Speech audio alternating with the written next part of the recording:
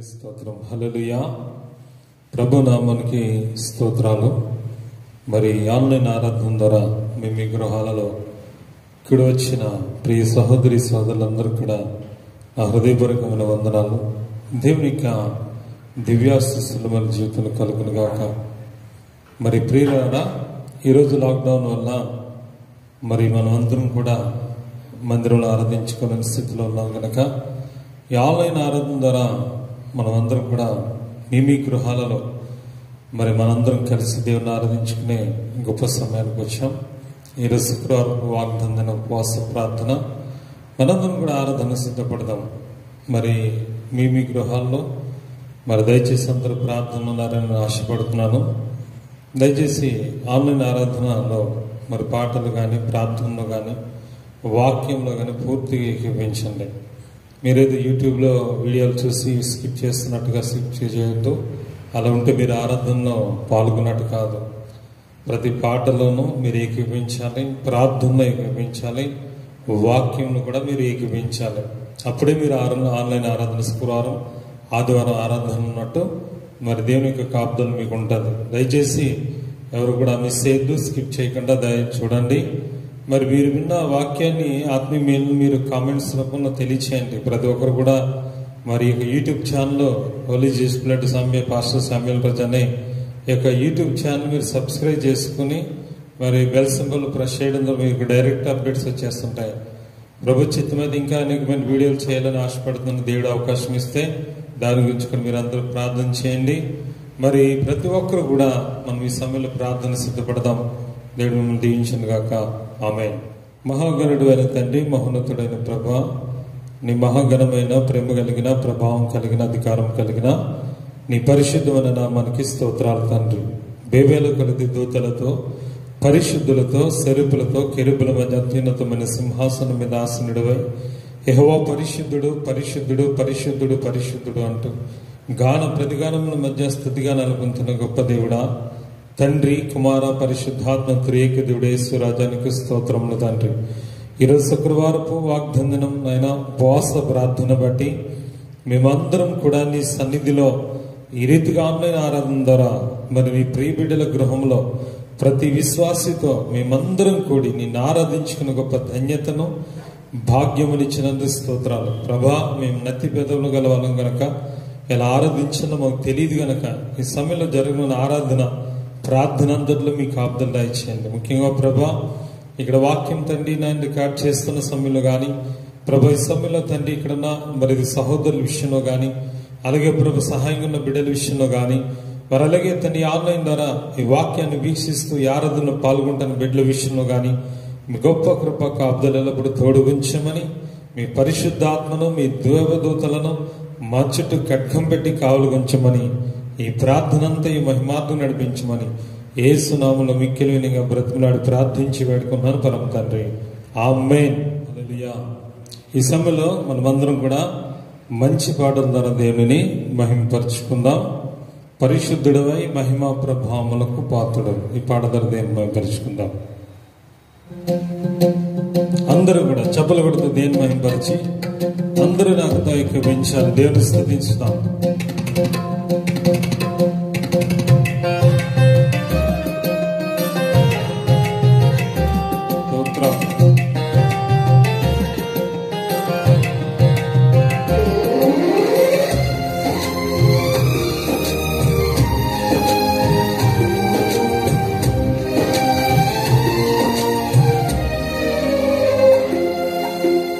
పరిశుద్ధుడవై మహిమ ప్రభావములకు నీవే పాత్రుడవు, బలవంతుడవై దీనుల పక్షమై కృప చూపువాడవు.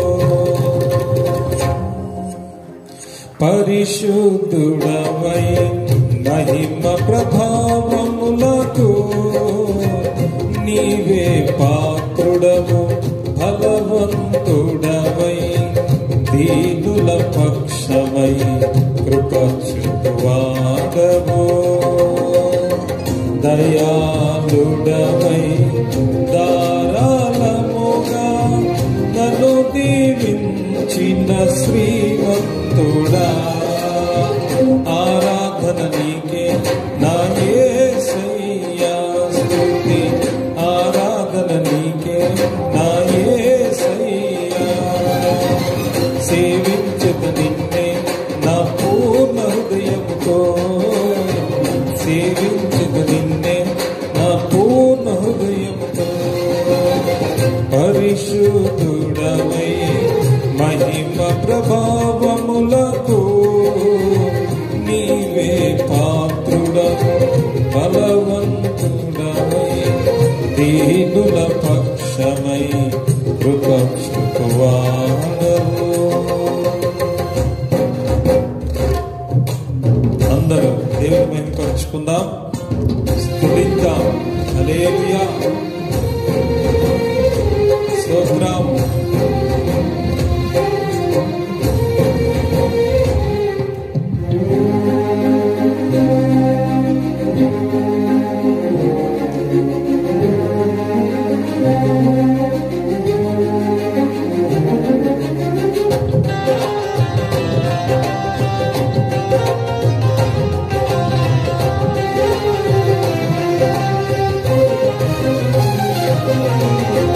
స్వాస్థ్యమైన నీ వారితో కలసి నిన్ను సేవించుటకు నీ మహిమ ప్రభావమును కిరీటముగా ధరింపచేసితివి. నీ స్వాస్థ్యమైన నీ వారితో కలసి నిన్ను సేవించుటకు నీ మహిమ ప్రభావమును కిరీటముగా ధరింపచేసితివి.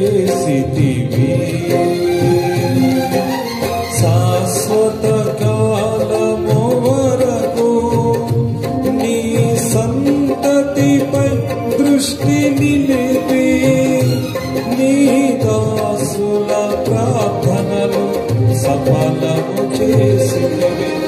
ఆరాధన నీకే నా యేసయ్యా స్తుతి ఆరాధన నీకే నా యేసయ్యా సేవించదు నిన్నే నా పూర్ణ హృదయముతో సేవించదు నిన్నే నా పూర్ణ హృదయముతో పరిశుద్ధుడవై మహిమ ప్రభావములకు నీవే పాత్రుడవు బలవంతుడవై దీనుల పక్షమై కృప చూపువాడవు.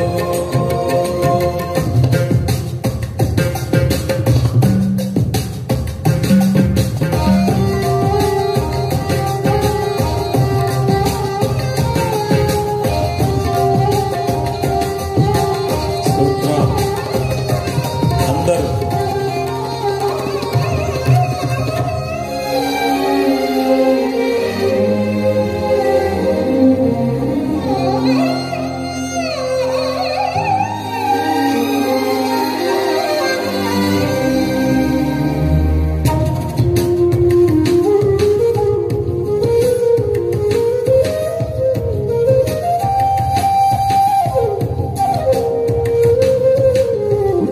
నిత్యమైన ఆదరణ చూపి నన్ను స్థిరపరచుటకు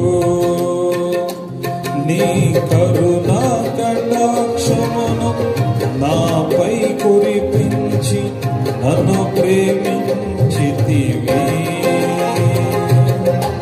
నీ నిత్యమైన ఆదరణ చూపి నన్ను స్థిరపరచుటకు నీ కరుణా కటాక్షమును నాపై కురిపించి నన్ను ప్రేమించితివి.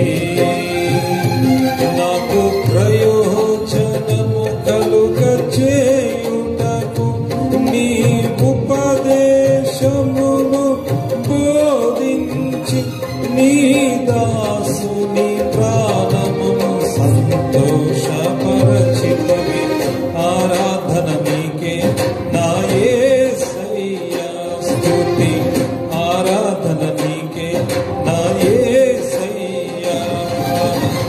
సేవించద నిన్నే నా పూర్ణ హృదయముతో, సేవించద నిన్నే నా పూర్ణ హృదయముతో. పరిశుద్ధుడవై మహిమ ప్రభావములకు నీవే పాత్రుడవు, బలవంతుడవై దీనుల పక్షమై కృప చూపువాడవు. స్తోత్రం.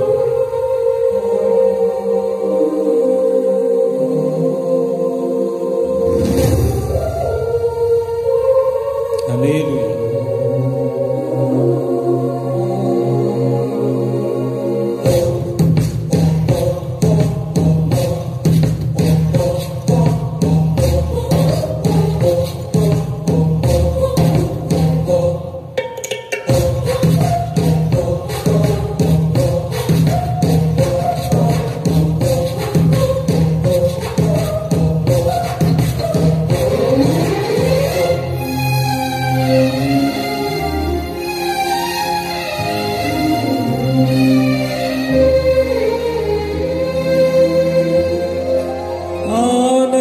ఆనందకరమైన దేశములో నేను నిన్ను గణపరచుటకు,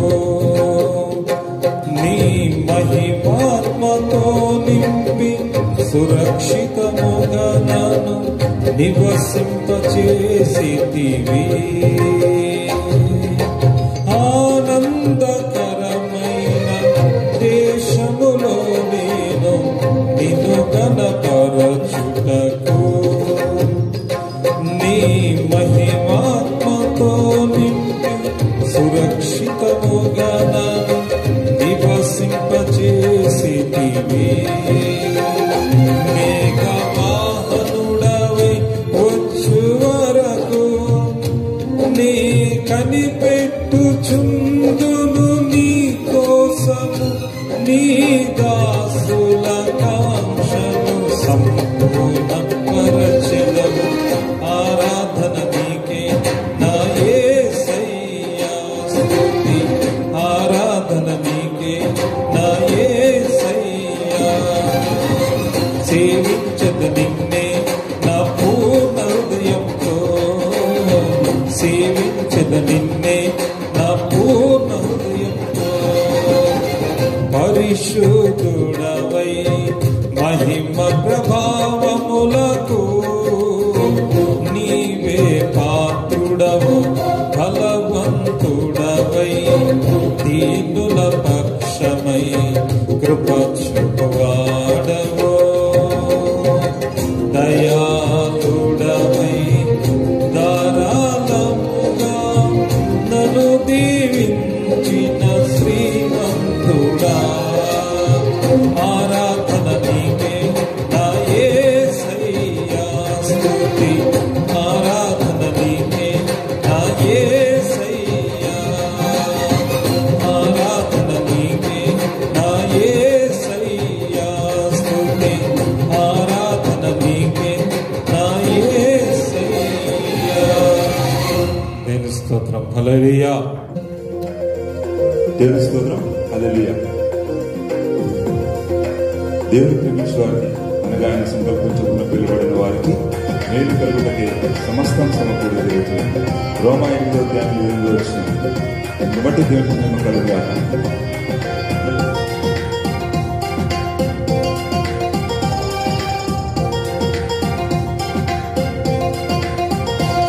నా దేవుని కృప వలన సమస్తము సమకూడి జరుగును. నా దేవుని కృప వలన సమస్తము సమకూడి జరుగును. నాకు లేనే అపాయమేమీ రానే రాదు. నాకు లేనే అపాయ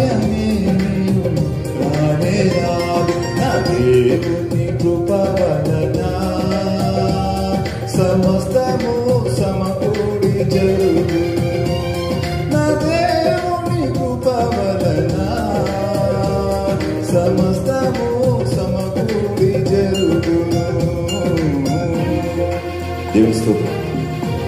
కరువులో ఉన్న కష్టాల్లో ఆయనే మనం బలపరచు ఆయన మనం ఘనపరచు. దేవుని స్తోత్రం. గట్టిగా చెప్పండి కూడా.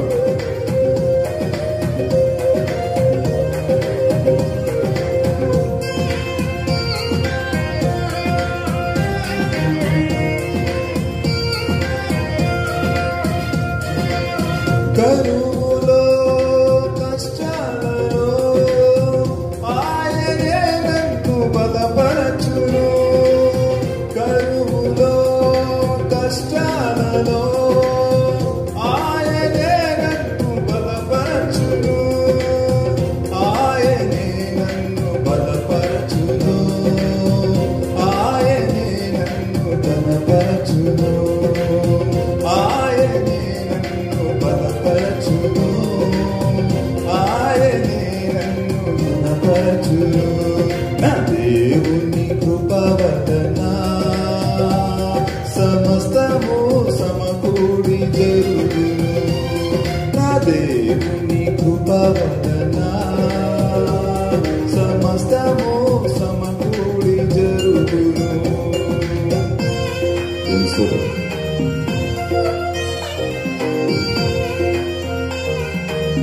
శ్రమలో ఉన్న శోధంలో ఉన్న ఆయన నిన్ను విడిపించి ఆ శ్రమల నుంచి వేదన నుంచి ఆయన మనకు ఆశ్రయం.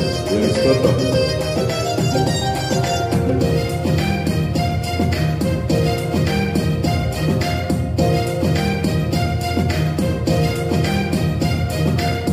శ్రమలలో శోధనలో ఆయనే నాకు ఆశ్రయము.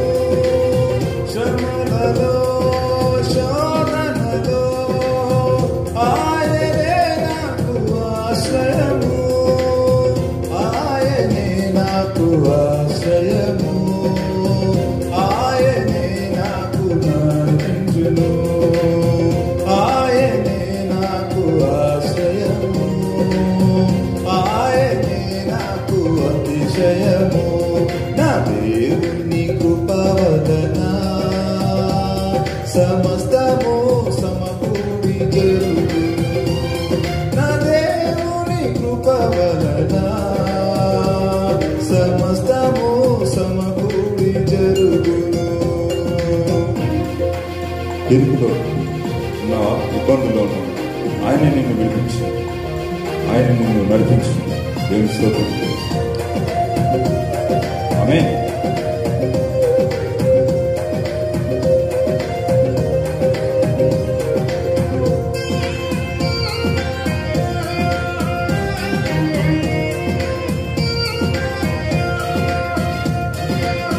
ఇరుకులో ఇబ్బందిలో ఆయనే నన్ను విడిపించును. ఇరుకులో ఇబ్బందిలో ఆయనే నన్ను విడిపించును. ఆయనే నన్ను విడిపించును.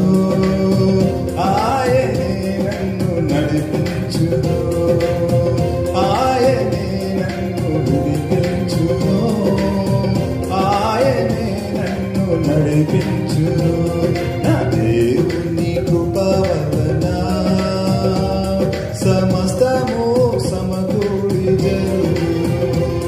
నా దేవుని కృప వలన సమస్తము సమకూడి జరుగును. నాకు లేనే లేదు అపాయమేమియు రానే రాదు. నాకు లేనే లేదు అపాయమేమియు రానే రాదు. నా దేవుని కృప వలన సమస్తము సమకూడి జరుగును. నా దేవుని కృప వలన సమస్తము సమకూడి జరుగును. హల్లెలూయా. దేవుని స్తోత్రం. హల్లెలూయా. దేవునికి వందనాలు. ఇంతవరకు కూడా మంచి పాటలు పాడి దేవుని మహిమపరుచుకునే అవకాశం ఇచ్చినందుకు దేవునికి మహిమ. అలాగే పాటలు పాడిన సహోదరుని కూడా దేవుడు బహుగా దీవించను గాక. ఆమేన్. ఈ సమయము పరిశుద్ధాత్మ దేవుడు మనతో మాట్లాడే సమయం కనుక మనమందరం కూడా ఈరోజు వాక్యానికి సిద్ధపడదాం.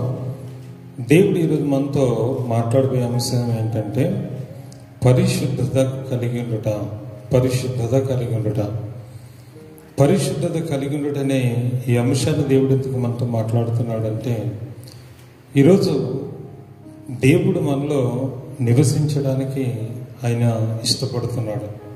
మనమందరం కూడా ఆయన పరిశుద్ధ మందిరం.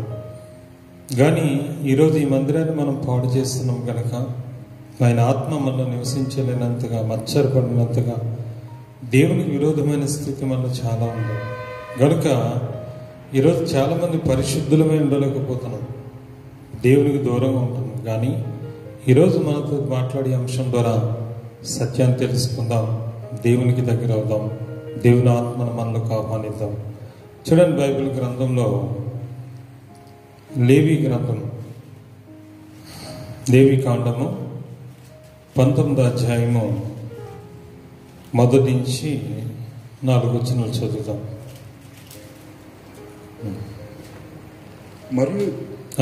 మరియు యెహోవా మోషేకి ఇలాగు సెలవిచ్చెను, ఇశ్రాయేలుల సర్వ సమాజముతో ఇట్లు చెప్పుము, మీరు పరిశుద్ధులై ఉండవలెను. మీ దేవుడైన యెహోవానగు నేను పరిశుద్ధుడనై ఉన్నాను. మీలో ప్రతివాడు తన తల్లికి తన తండ్రికి భయపడవలెను. ఆమేన్. హల్లెలూయా. చిన్న ప్రార్థన చేసుకుందాం. మహాగణుడైన తండ్రి, నీ పరిశుద్ధమైన నామమునకు స్తోత్రాలు తండ్రి. ఈ సమయంలో ప్రభు ఇంతవరకు చక్కటి పాటల ద్వారా మరి నేను స్తుతించే అవకాశం ఇచ్చాను ఆయన. మరి ఈ సమయంలో ప్రభు మీరు మా మధ్యలో ఉండి ఈ వాక్యం ద్వారా మాతో మాట్లాడమని యేసు నామములో వేడుకుంటున్నాను పరమ తండ్రి. ఆమేన్. చదువునాను వల్ల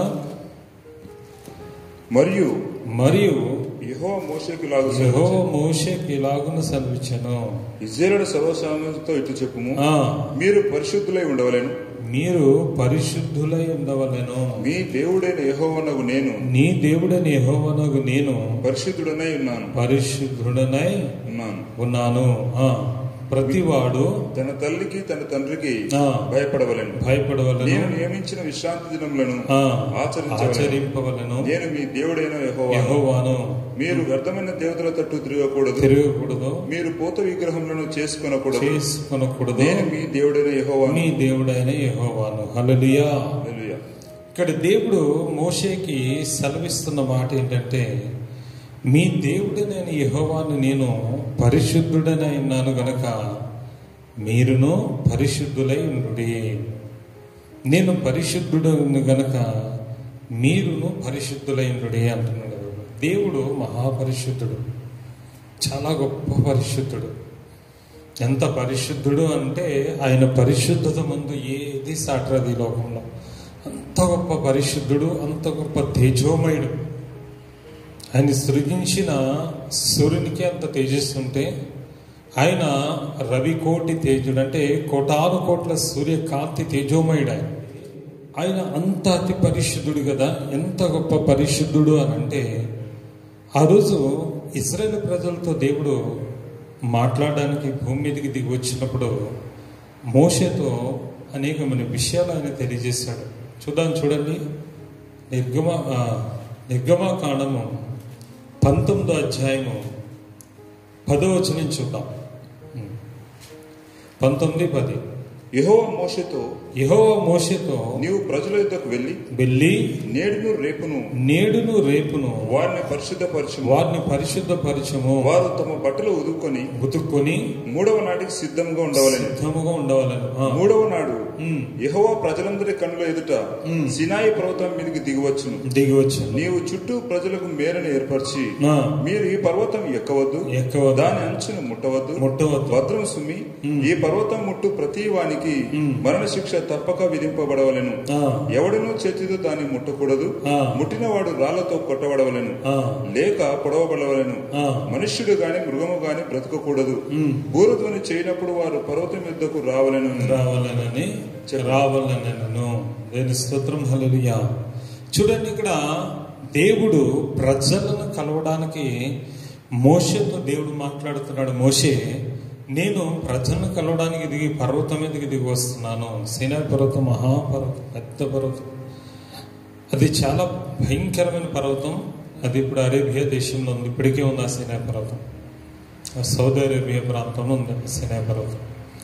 ఆ సీనాయి పర్వతం మీదకి ఇశ్రాయేల్ ప్రజల్ని ఆ మోషే తోడుకొని వచ్చినప్పుడు ఆ పర్వతం దగ్గర దేవుడు అంటున్నాడు, నేను వారిని కలవడానికి వస్తున్నాను, వారిని పరిశుద్ధపరచము.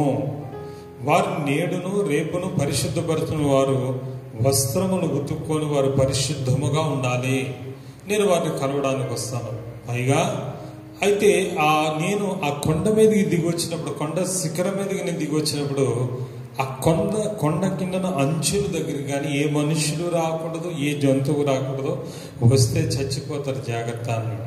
వస్తే చనిపోతారు జాగ్రత్త, ఎవరిని రానివద్దు అంటున్నాడు ఆయన. దేవుని స్తోత్రం. ఎందుకంటే మోషేని కలవడానికి వెళ్ళినప్పుడు కూడా దేవుడు హోరేబు కొండ మీదకి దిగి వచ్చాడు. దేవుడు అప్పుడు మోషే మండుచున్న పదుల నుంచి దేవుడు కనపడినప్పుడు గబోబా వింత చూద్దామని మోషే ఆ హోరేబు కొండ దగ్గరికి వెళ్ళినప్పుడు మోషేతో అంటాడు దేవుడు, మోషే మోసే నీ చెప్పులు విడుము అంటాడు. ఎందుకు ప్రభు, నీది నువ్వు నిలిచిన స్థలం పరిశుద్ధ స్థలం. అప్పుడు దాకా మామూలు కొండ అనేది, ఒక సాధారణమైన కొండ, ఒక గుట్ట. కానీ ఎప్పుడైతే దేవుడు ఆ పర్వతం మీద దిగి వచ్చాడో అది పరిశుద్ధ స్థలముగా మారిపోయింది. ఆమేన్. అలాగే ఇప్పుడు సీనాయి పర్వతం మీద దేవుడు మరొక కొండ మీద దిగి వచ్చి ప్రజలందరితో మోషేతో మాట్లాడబోతున్నాడు. మాట్లాడేటప్పటికి ఆ ప్రజలందరూ పరిశుద్ధతగా ఉండాలి, పరిశుద్ధముగా ఉండాలి. నేను వారిని కలవడానికి వచ్చినాడు, అపవిత్రత ఏది వారిలో కనపడకూడదు అన్నప్పుడు మోషే వెళ్ళి వారిని సిద్ధపరిచాడు. దేవుని స్తోత్రం. చూడండి 14వ వచనంలో మోషే పర్వతం మీద నుండి ప్రజల యొద్దకు దిగి వచ్చి ప్రజలను పరిశుద్ధపరచగా వారు తమ బట్టలు వదువుకొనిరి. అప్పుడు అతడు 3వ నాటికి సిద్ధంగా నుండి ఏం పురుషుడును స్త్రీని చేరకూడదని చెప్పాను. 3వ నాడు ఉదయమైనప్పుడు ఆ పర్వతం మీద ఉరుములు మెరుపులు సాంద్రమేఘము భూర యొక్క మహాధ్వనియు కలుగుగా పాలెంలోని ప్రజలందరూ వణికిరి. దేవుని ఎదుర్కొన్నకు మోషే పాలెంలో నుండి ప్రజలను అవతలకు రప్పింపగా వారు పర్వతం దిగువన నిలిచిరి. ఆమేన్. హల్లెలూయా. చూడండి సోదరు సోదరుడా, అక్కడ మోషే వెళ్ళి ప్రజలను 3 దినాలు, నేడు రేపు 2 దినములు పరిశుద్ధపరిచి వారు వస్త్రములు ఉతికించి ఏ పురుషుడు స్త్రీని చేరకుండా పరిశుద్ధత కలిగి ఆ కొండ చివర ప్రాంతం, కొండకు బహు దూరంగా, చాలా దూరంగా వణుకుతూ వారు ఎదురు చూస్తుంటే ప్రభు పరలోకము నుంచి మహాభూరధనితో మహామేఘంతో సాంద్రంతో, చూడండి ఎలా అయిపోయిందంటే 18లో యెహోవా అగ్నితో సీనాయి పర్వతం దిగి వచ్చినందున అదంతయు ధూమమయమైండెను. దాని ధూమము కొలిమి ధూమం వల్ల లేచెను. పర్వతముతో మిక్కిలి కంపించెను. ఆ భూరధ్వని అంతకు బిగ్గరగా మోగెను. మోషే మాట్లాడుచుండగా దేవుడు కంఠస్వరము చేత అతనికి ఉత్తరం ఇచ్చుచుండెను. ఆమేన్. హల్లెలూయా. చూడండి సోదరుడా, నిజంగానే దేవుడు అక్కడ ఆ ప్రజలను కలుసుకోవడానికి మోషే ద్వారా దేవుడు ఆ పర్వతం మీద దిగి వచ్చాడు. మహాభూరధ్వని, మహాశబ్దం, చెవులు పగిలిపోయినంత శబ్దం. ఆ కొండ మీదకి దేవుడికి భూమి వణుకుతుందట. మెరుపులు, ఉరుములు, అగ్నిమయమైపోయి కొలిములో కాలినట్టుగా ఆ కొండంతా అగ్నికొండగా కాలిపోయిందట. అగ్నికొండ. నిజంగా ఆ దేవుడు తన పాదము కొండ మీద పెట్టేటప్పటికీ ఆ కొండ ఎలా మండుచున్న కొండ వల్ల మారిపోయింది.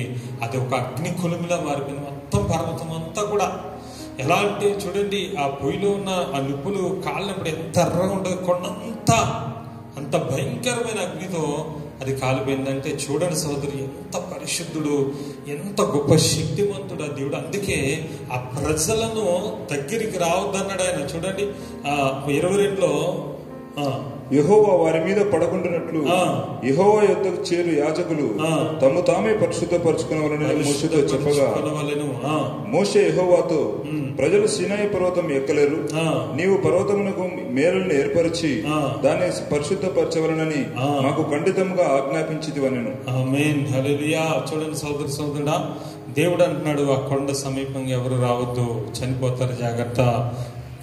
యాజకులు కూడా తమను తాను పరిశుద్ధపరచుకుని మోషే నీవు అహరోను మాత్రమే కొండ ఎక్కిన దగ్గరికి రావాలను అని దేవుడు అక్కడ మాట్లాడుతున్నాడు. దేవుని స్తోత్రం. హల్లెలూయా. చూడండి, అక్కడ చూస్తే మోషే, అహరోను మాత్రమే ఆ పర్వతము ఎక్కారేమో కానీ మిగతా ఎవరు కూడా ఎక్కలేదు. దేని స్తోత్రం, దేనికి మహిమ కలుగును గాక. 24 అంటాడు, అందుకో యెహోవా నువ్వు దిగి వెళ్ళుము, నీవును నీతో కూడా అహరోను మాత్రమే కొండ ఎక్కి రావలను, వారు మాత్రం రావాలను. ఎందుకు వారు మాత్రం ఎందుకు రావాలి? మిగతా వాళ్ళు ఎందుకు వస్తే చనిపోతారు? ఒకసారి ఆలోచించండి. వారు మాత్రం ఎందుకు రావాలి? మోషే మాత్రం ఎందుకు దేవుని దగ్గరికి వెళ్తే చనిపోలేదు? ఆ పర్వతం ఎక్కిన అతనికి ఏమి కాలేదు, అహరోనికి ఏమి కాలేదు. చెప్తే సోదరుడు అతనితో పాటు యెహోషువ కూడా మరి పర్వతం ఎక్కినట్టుగా రాయబడింది. ఇంతమంది ఎక్కినా సరే చావలేదు, కానీ మిగతా సామాన్యమైన వ్యక్తి కానీ జంతువు కానీ ఎవరు ఎక్కినా సరే కొండంచులకి వెళ్తే చనిపోతారు అని అక్కడ రాయబడింది. దేని స్తోత్రం, హల్లెలూయా. సోదరి కూడా ఒకసారి చూద్దాం, మనం అందరం కూడా చూద్దాము. ఎందుకంటే ఉదాహరణకి ఈరోజు మనం ప్రపంచంలో నివసిస్తున్నాం. మనకి భూమి మీద ఈరోజు సకల సృష్టి కూడా ఈ భూమి మీద జీవనం సాగిస్తుందంటే మనకి ఆధారం ఎవరంటే సూర్యుడు కదా. సూర్యుడు చాలా శక్తి గలవాడు. ఇది ఇప్పుడు సమ్మర్లోకి వచ్చేసాం. సమ్మర్ అంటే ఏంటంటే వేసవకాలం. అంటే సూర్యుడు భూమికి బాగా దగ్గరికి వచ్చేసాడు అనమాట. భూమికి దగ్గరికి వచ్చిన ఈ 4 నెలల కాలాన్ని వేసవ కాలము అంటాం మనం, వేసవ కాలము అంటాం. తర్వాత వర్షాకాలం, శీతాకాలంలో సూర్యుడు కొంచెం భూమి దూరం అవుతాడు కనుక, భూమి దూరంగా ఉంటుంది కనుక అది కొంచెం కూల్గా ఉంటుంది మనకి. అయితే ఈ సమ్మర్ సీజన్లో మాత్రం సూర్యుడు బాగా దగ్గరికి వచ్చేస్తుంటాడు మనకి. సూర్యుడు చాలా శక్తిమంతుడు. చాలా ఆయన కొన్ని సంవత్సరాలు, కొన్ని వేల సంవత్సరాల నుంచి ప్రభు సృజించిన దగ్గర నుంచి దేవుడు అతన్ని సృజించాడు కనుక ఆ సూర్యుడు వెలుగుతూనే ఉన్నాడు, మనకు వెలుగునిస్తూనే ఉన్నాడు కనుక ఈరోజు మన జీవనం భూమి మీద సాగుతుంది. ఈరోజు మనం బ్రతుకుతున్నామంటే తర్వాత భూజంతువులు కానీ మరి ఇక్కడ చూస్తే మొక్కలు కానీ సమస్తం కూడా ఇక్కడ జీవిస్తున్నాయంటే సూర్యుడే కారణం. ఈ సూర్యుడు చాలా శక్తిమంతుడు కదా. ఈరోజు సూర్యుడు మన దగ్గరికి వచ్చాడు. ఇప్పుడు కొంచెం దగ్గరికి వచ్చేటప్పటికే ఇప్పుడు ఇంకా చూసుకున్న లక్షల కిలోమీటర్ల పైన, లక్షల కిలోమీటర్ల దూరం ఉన్నాడు ఆయన. ఆ సూర్యుడు చాలా లక్షల కిలోమీటర్ల దూరం ఉన్నాడు. అయినా సరే ఇప్పుడు మనం ఆ సూర్యరశ్మి ఇప్పుడు దగ్గరికి వచ్చింది. మనకి ఈ సమ్మర్లో ఈ 50 డిగ్రీస్ 45 డిగ్రీస్కి వెళ్ళి మన పరిస్థితి చాలా భయంకరంగా ఉంటుంది. వడదెబ్బలు చాలా మంది చనిపోతున్నాం. చాలా భయంకర వేడి తట్టుకోలేని పరిస్థితిలో ఉన్నాం. అయితే ఒక సూర్యుడే అంత లక్షల కిలోమీటర్ల దూరంలో ఉన్న సూర్యుడే అంత వేడి కలుగజేస్తున్నాడు, అంత వెలుగు కలుగజేస్తున్నప్పుడు ఈరోజు సూర్యుని కలుగజేసిన వాడు, సూర్యుని సృజించిన వాడు, రవికోటి తేజుడు ఇంకెంత తేజోమయుడిగా ఉంటాడు, ఇంకెంత శక్తిమంతుడిగా ఉంటాడు, ఇంకెంత ఆయనలో శక్తి ఉంటుందో ఆలోచించండి సోదరుడా. ఆయన రవికోటి తేజుడు అంటే కోటి సూర్యుల కాంతి తేజోమయుడు అని. ఒక్క సూర్యుడికి మనం ఎంత అయిపోతున్నాం, ఆయన రవికోటి తేజుడు. ఇప్పుడు చూడండి, సూర్యుడి దగ్గరికి వెళ్తే మనం ఏమైపోతాం, భస్మైపోతాం కదా. సూర్యుడి దగ్గరికి వెళ్తే మనం ఆ శక్తికి మనం భస్మం అయిపోతున్నాం. అదిగే సూర్యుడి దగ్గరికి ఏ వ్యోమనౌకలు కానీ ఎటువంటి గ్రహాలు పంపించినా అది కష్టం, అవి ఉండవు. అందుకనే శాస్త్రజ్ఞులు అంత సాహసం చేయరు. ఏదో ఈ మధ్యలో ఒకటి తయారు చేస్తున్నారు, సూర్యుని కొంచెం దూరంగా వెళ్ళి అబ్జర్వేషన్ చేయడానికి చూస్తున్నారు. కానీ సూర్యుని యొక్క ఆ యొక్క వెలుగు కానీ ఆ యొక్క శక్తి కానీ తట్టుకునే శక్తి మనకు లేదు ఈరోజు. అయితే దేవుడు సృజించిన సూర్యుడికి ఎంత శక్తి ఉంటే మరి సూర్యుని కలగజేసిన దేవుడికి ఎంత శక్తి ఉండాలి చూడండి. అందుకే ఈరోజు ఆయన పరిశుద్ధుడైనాడు కనుక పరిశుద్ధుడైన వాడికి ఆయన దగ్గర స్థానం చూసుకోవాలంటే మోషే కానీ అహరోను కానీ దేవుడు వారిని ప్రత్యేకంగా పరిశుద్ధపరుచుకున్నాడు. మోషేని దేవుడు ప్రత్యేకమైన అభిషేకంతో పరిశుద్ధపరిచాడు. మోషేలో ఉన్న అభిషేకాన్ని మరి అహరోనికి తన కుమారులు కూడా ఆయన అభిషేకించి ఒక ప్రత్యేకమైన అభిషేకం ఇచ్చాడు. అభిషేకం ఇచ్చి దేవుడు వారిని అంటున్నాడు, నేను మీలో నివసించినట్లుగా ఒక పరిశుద్ధ స్థలం కావాలన్నాడు. పరిశుద్ధ స్థలము ఖచ్చితంగా మీరు ఉండాలి. నేను పరిశుద్ధుడైనట్టు మీరు కూడా పరిశుద్ధులై ఉండాలి. తమను తాము ఎవరు కూడా అపవిత్రపరచుకోకూడదు అని చెప్పాడు. అపవిత్రపరచుకోకూడదు అని చెప్పాడు. అయితే ఏ విధంగా అపవిత్రత వస్తుందని చెప్పాడు దేవుడు అని అంటే సోదరుడా చూద్దాము. వారు ఏ విధంగా తమను తాను అపవిత్రపరచుకోకూడదు అని అంటే వారు నరశవం ముట్టకూడదు, ఇజ్రాయెల్ ప్రజలు. రెండోది వారు ఒక స్రావం గల స్త్రీని కానీ ముట్టకూడదు. మూడోది ఒక కుష్ఠవ్యాధి వ్యాధి కూడా ముట్టుకోకూడదు. రక్తస్రావం గల వాళ్ళని ముట్టుకోకూడదు, శవాలను ముట్టుకోకూడదు, కుష్ఠరోగాలను కూడా ముట్టుకోకూడదు. ఇలా ముట్టుకుంటే వారి పరిస్థితి అపవిత్రత అనేది వారి జీవితంలో కలుగుతుంది, అపవిత్రత వస్తుంది. అపవిత్రత కలిగినప్పుడు వారు ప్రత్యేకంగా దేవుడు వారికి ఒక పరిశుద్ధ స్థలాన్ని దేవుడు ఏర్పాటు చేశాడు. అదే దాన్ని ప్రత్యక్ష గుడారము అన్నారు. దాన్ని ఏమన్నారు తెలుసా? ప్రత్యక్ష గుడారము అన్నారు. ఈ ప్రత్యక్ష గుడారాన్ని మోషే ద్వారా దేవుడు ఏర్పాటు చేశాడు. చూడండి, నిర్గమాకాండంలో 33వ అధ్యాయంలో 7వ వచనం చూడండి.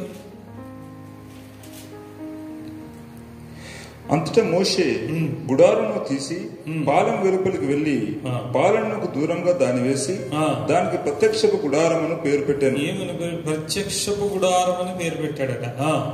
యెహోవాను వెతికిన ప్రతి వాడును పాలెంకు వెలుపలనున్న ఆ ప్రత్యక్ష గుడారమునకు వెళ్ళుచు ఉండేది. మోషే ఆ గుడారమునకు వెళ్ళినప్పుడు ప్రజలందరూ లేచి ప్రతి వాడు తన గుడారపు ద్వారం ముందు నిలిచి అతడు ఆ గుడారంలోనికి పోవు వరకు అతను వెనుక తట్టు నిదానించి చూచుచుండెను. మోషే ఆ గుడారంలోనికి పోయినప్పుడు మేఘస్తంభం దిగి ఆ గుడారపు ద్వారమందు నిలువగా మోషే యెహోవా మోషేతో మాట్లాడుచుండెను.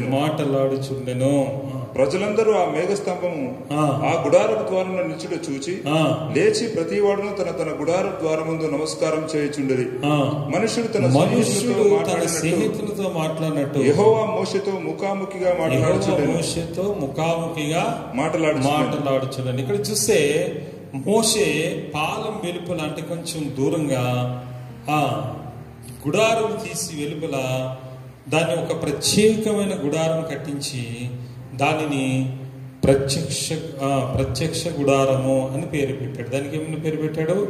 ప్రత్యక్ష గుడారము. అంటే ఇదొక దేవుని మందిరం అనమాట. దీన్ని ఏమంటారంటే దేవుని మందిరం, గుడారపు మందిరం అనమాట. ఈ గుడారాన్ని ప్రత్యేకించి ఒక డేరాలతో తయారు చేశాడు మోషే. ఆ కాలంలో వారు ప్రయాణం ఉన్నారు కనుక పర్మనెంట్ ఇల్లు లేవు. 40 ఏళ్ళు కూడా గుడారాలే వేసుకున్నారు వాళ్ళు. ఆ పాలుతీన ప్రాంత దేశం వెళ్ళాక కానీ వారికి పర్మనెంట్ హౌసెస్ రాలేదు, పర్మనెంట్ మందిరం రాలేదు. దీనిని ప్రత్యక్ష గుడారం అనేవారు. ప్రత్యక్ష గుడారం అంటే ఇది ఒక డేరా ఉండేది. ఆ ప్రత్యక్ష గుడారంలో ఏముండేది అంటే ఆవరణము, బలిపీఠము, ఇత్తడి గంగాళము, పరిశుద్ధ స్థలము, అతి పరిశుద్ధ స్థలము. అతి పరిశుద్ధ స్థలంలో ఏముంది? దేవుని మందసము. దేవుని మందసం ఏమున్నాయి? చిగురించిన మోషే, అహరోను చేతికర్ర, తర్వాత మన్నాను కొలిసే బంగారు పాత్ర, తర్వాత దేవుని యొక్క నిబంధన రాతి పాలకులు ఉన్నాయి. దీనిని ప్రత్యక్ష గుడారము అనేవారు అనమాట. ఈ ప్రత్యక్ష గుడారంలో పరిశుద్ధ స్థలం ఉంది, అతి పరిశుద్ధ స్థలం ఉంది. ఈ అతి పరిశుద్ధ స్థలములో మోషే వెళ్ళేవాడు. ఆ మోషే దేవునితో ముఖాముఖిగా మాట్లాడేవాడు అనమాట. మనుష్యుడు స్నేహితునితో మాట్లాడుతూ మాట్లాడేవాడు. మోషేకి ఏ హాని జరిగేది కాదు. కానీ తర్వాత మోషే అహరోనును అతని కుమారులు అభిషేకించినప్పుడు దేవుడు ఒక ప్రత్యేకమైన నియమావళి వారికి ఏర్పరిచాడు. వారు నా ప్రత్యక్ష గుడారంలోకి రావాలంటే వారు ఏ పోతు ధరించుకుని ఒక ప్రత్యేకంగా వారు ప్రత్యేకింపబడి ఒక పథకము ధరించుకుని వారు నాకు సేవ చేయాలి. పైగా వారు తమను తాము పరిశుద్ధపరుచుకునే నా ప్రత్యక్ష గుడారంలోకి రావాలి, సేవ చేయాలి. ఎవరైనా ప్రజలందరూ ఆవరణం వరకే రావాలి. ఆవరణం వల్ల బలిపీఠం ఉంటుంది, ఆ బలిపీఠం వరకే రావాలి. ఈ బలిపీఠం దగ్గరికి వెళ్ళి వారు తెచ్చిన కోడెను కానీ, పశువుని కానీ, గొర్రె పిల్ల కానీ, లేకపోతే పావుర పిల్ల కానీ ఏదైనా సరే అక్కడ వధించి రక్త ప్రోక్షణ చేసి అది అక్కడ తర్వాత ఆ పరిశుద్ధతను తీసుకొచ్చి దాన్ని బలిపీఠ కొమ్ముల మీద చల్లి ఆయన కొరకు వచ్చిన వ్యక్తి కొరకు వారు పాప పరిహారం చేస్తుంటారు. నిజంగానే చెప్పాలి, దేవుని స్తోత్రం, హల్లెలూయా. అయితే అలా తమను తాము యాజకులు పరిశుద్ధపరచుకుంటే కానీ ఆ పరిశుద్ధ స్థలంలోకి వారు ప్రవేశింపకూడదని దేవుడు అనేకమైన విధానాలు తెలియజేశాడు. అయితే అతి పరిశుద్ధ స్థలంలో మాత్రం ప్రధాన యాజకుడు సంవత్సరంకి ఒకసారి వెళ్ళాలి అందులోకి. ఎందుకంటే ఒక తెర అడ్డు ఉంది, దానికి ఒక తెర అడ్డు పెట్టేశాడు దేవుడు. అతి పరిశుద్ధ స్థలానికి, ఈ పరిశుద్ధ స్థలానికి ఒక తెర అడ్డు పెట్టారు. నిర్గమకాండం 26వ అధ్యాయంలో మొదటి వచనం చూద్దాం. మొదటి వచనం తర్వాత 26. మరియు నీవు 10 తెరలతో ఒక మందిరమును చేయవలను. నీల ధూమ్ర రక్తవర్ణములు గల పేనిన సన్నపు నారతో వాటిని చిత్రకారుని పని అయిన కేరూపులు గల వాటినిగా చేయవలను. చూడండి, ఇక్కడ దేవుడు మోషేతో చెప్తున్నాడు, నువ్వు ప్రత్యేకించి ఒక డేరాతో ఒక మందిరమును తయారు చేయి. ఆ మందిరం ఎలా ఉండాలి, ఏ కొలతలు ఉండాలి, దేనిని వాడాలని దేవుడు కూలంకషంగా చెప్పాడు. కానీ ఆ మందిరం కట్టిన తర్వాత అందులో అతి పరిశుద్ధ స్థలాన్ని వేరు చేయమని చెప్పాడు దేవుడు. దేని స్తోత్రం. 33 చూడండి. అడ్డతెరలు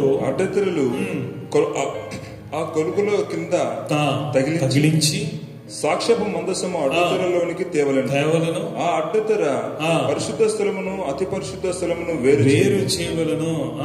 అతి పరిశుద్ధ స్థలములో సాక్ష్యపు మందసం మీద కరుణాపీఠం ఉండాలి. దేని స్తోత్రం. దేవుడు అక్కడ అతి పరిశుద్ధ స్థలాన్ని వేరు చేశాడు. దేవుడు అతి పరిశుద్ధ స్థలం దేవుడి సాక్ష్యపు మందసం ఉంది. ఆ మందసం మీదకి దేవుడు కెరూబుల మీద ఆ దేవుడు దిగి వచ్చేవాడు. అగ్నిస్తంభం వలె మేఘస్తంభం దిగి వచ్చే దేవుడు మోషే ముఖాముఖి వెళ్ళి అందులో మాట్లాడేవాడు అనమాట. అంత గొప్ప అతి పరిశుద్ధ స్థలం అది. అయితే ప్రభువైన యేసుక్రీస్తు వారు శిలువ బలియాగం చేసినప్పుడు ఆ తెర చినిగిపోయింది అడ్డుగా. అతి పరిశుద్ధ స్థలం అనేది బయటపడింది. గనుక ఈరోజు ప్రభువైన యేసుక్రీస్తే మనకు అతి పరిశుద్ధ స్థలము. హల్లెలూయా. ఈరోజు చూస్తే సోదరుడా, ఇక్కడ ఇశ్రాయేలు ప్రజలు చాలా పరిశుద్ధులుగా ఉండాలి. నేను పరిశుద్ధుడను కనుక మీరు పరిశుద్ధులై ఉండాలన్నాడు.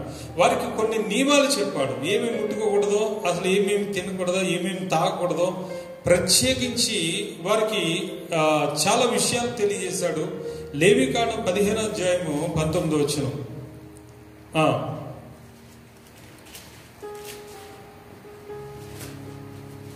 15వ అధ్యాయం 19. స్త్రీ దేహమందు స్రావము రక్తస్రావమైన ఎడల ఆమె 7 దినములు కడగా ఉండవలేను.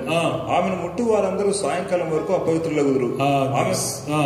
ఆమె కడగా ఉన్నప్పుడు ఆమె దేని మీద పండుగను అది అపవిత్రమగును. ఇక్కడ చూస్తే స్రావం గల స్త్రీ అంటే మీకు తెలుసు సోదరుడా, ఈ యొక్క స్రావం ఎవరికైతే ఆ స్రావం గల స్త్రీ ఉందో కడగ 7 దినములు ఉండాలి. ఆ 7 దినములు కూడా ఆమె వేరుగా ఉండాలి, సెపరేట్గా ఉండాలి. ఆమెను ఎవరు ముట్టుకోకూడదు. ఆమె ప్రత్యేకంగా ఆమె వాడిన వస్తువులు కూడా అపవిత్రమైన చెప్పాడు దేవుడు. అయితే వారిని ముట్టుకున్న వ్యక్తి కూడా అపవిత్రుడు అవుతాడు అన్నాడు. ఇంకా చూడండి, ఈ సంఖ్యాకాండంలో 5వ అధ్యాయం 1-2 వచనాలు చూద్దాం. 1-2 సంఖ్యాకాండము 5వ అధ్యాయం 1-2 వచనాలు.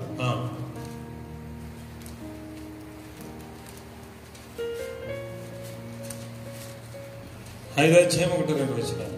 మరియు యెహోవా మోషేకు లాగు సెలవిచ్చెను, ప్రతి కుష్ఠరోగిని స్రావం గల ప్రతి వానిని శవం ముట్టుట వలన అపవిత్రుడైన ప్రతి వానిని పాలెంలో నుండి వెలివేయవలనని ఇశ్రాయేలులకు ఆజ్ఞాపించుము. దేని స్తోత్రం. హల్లెలూయా.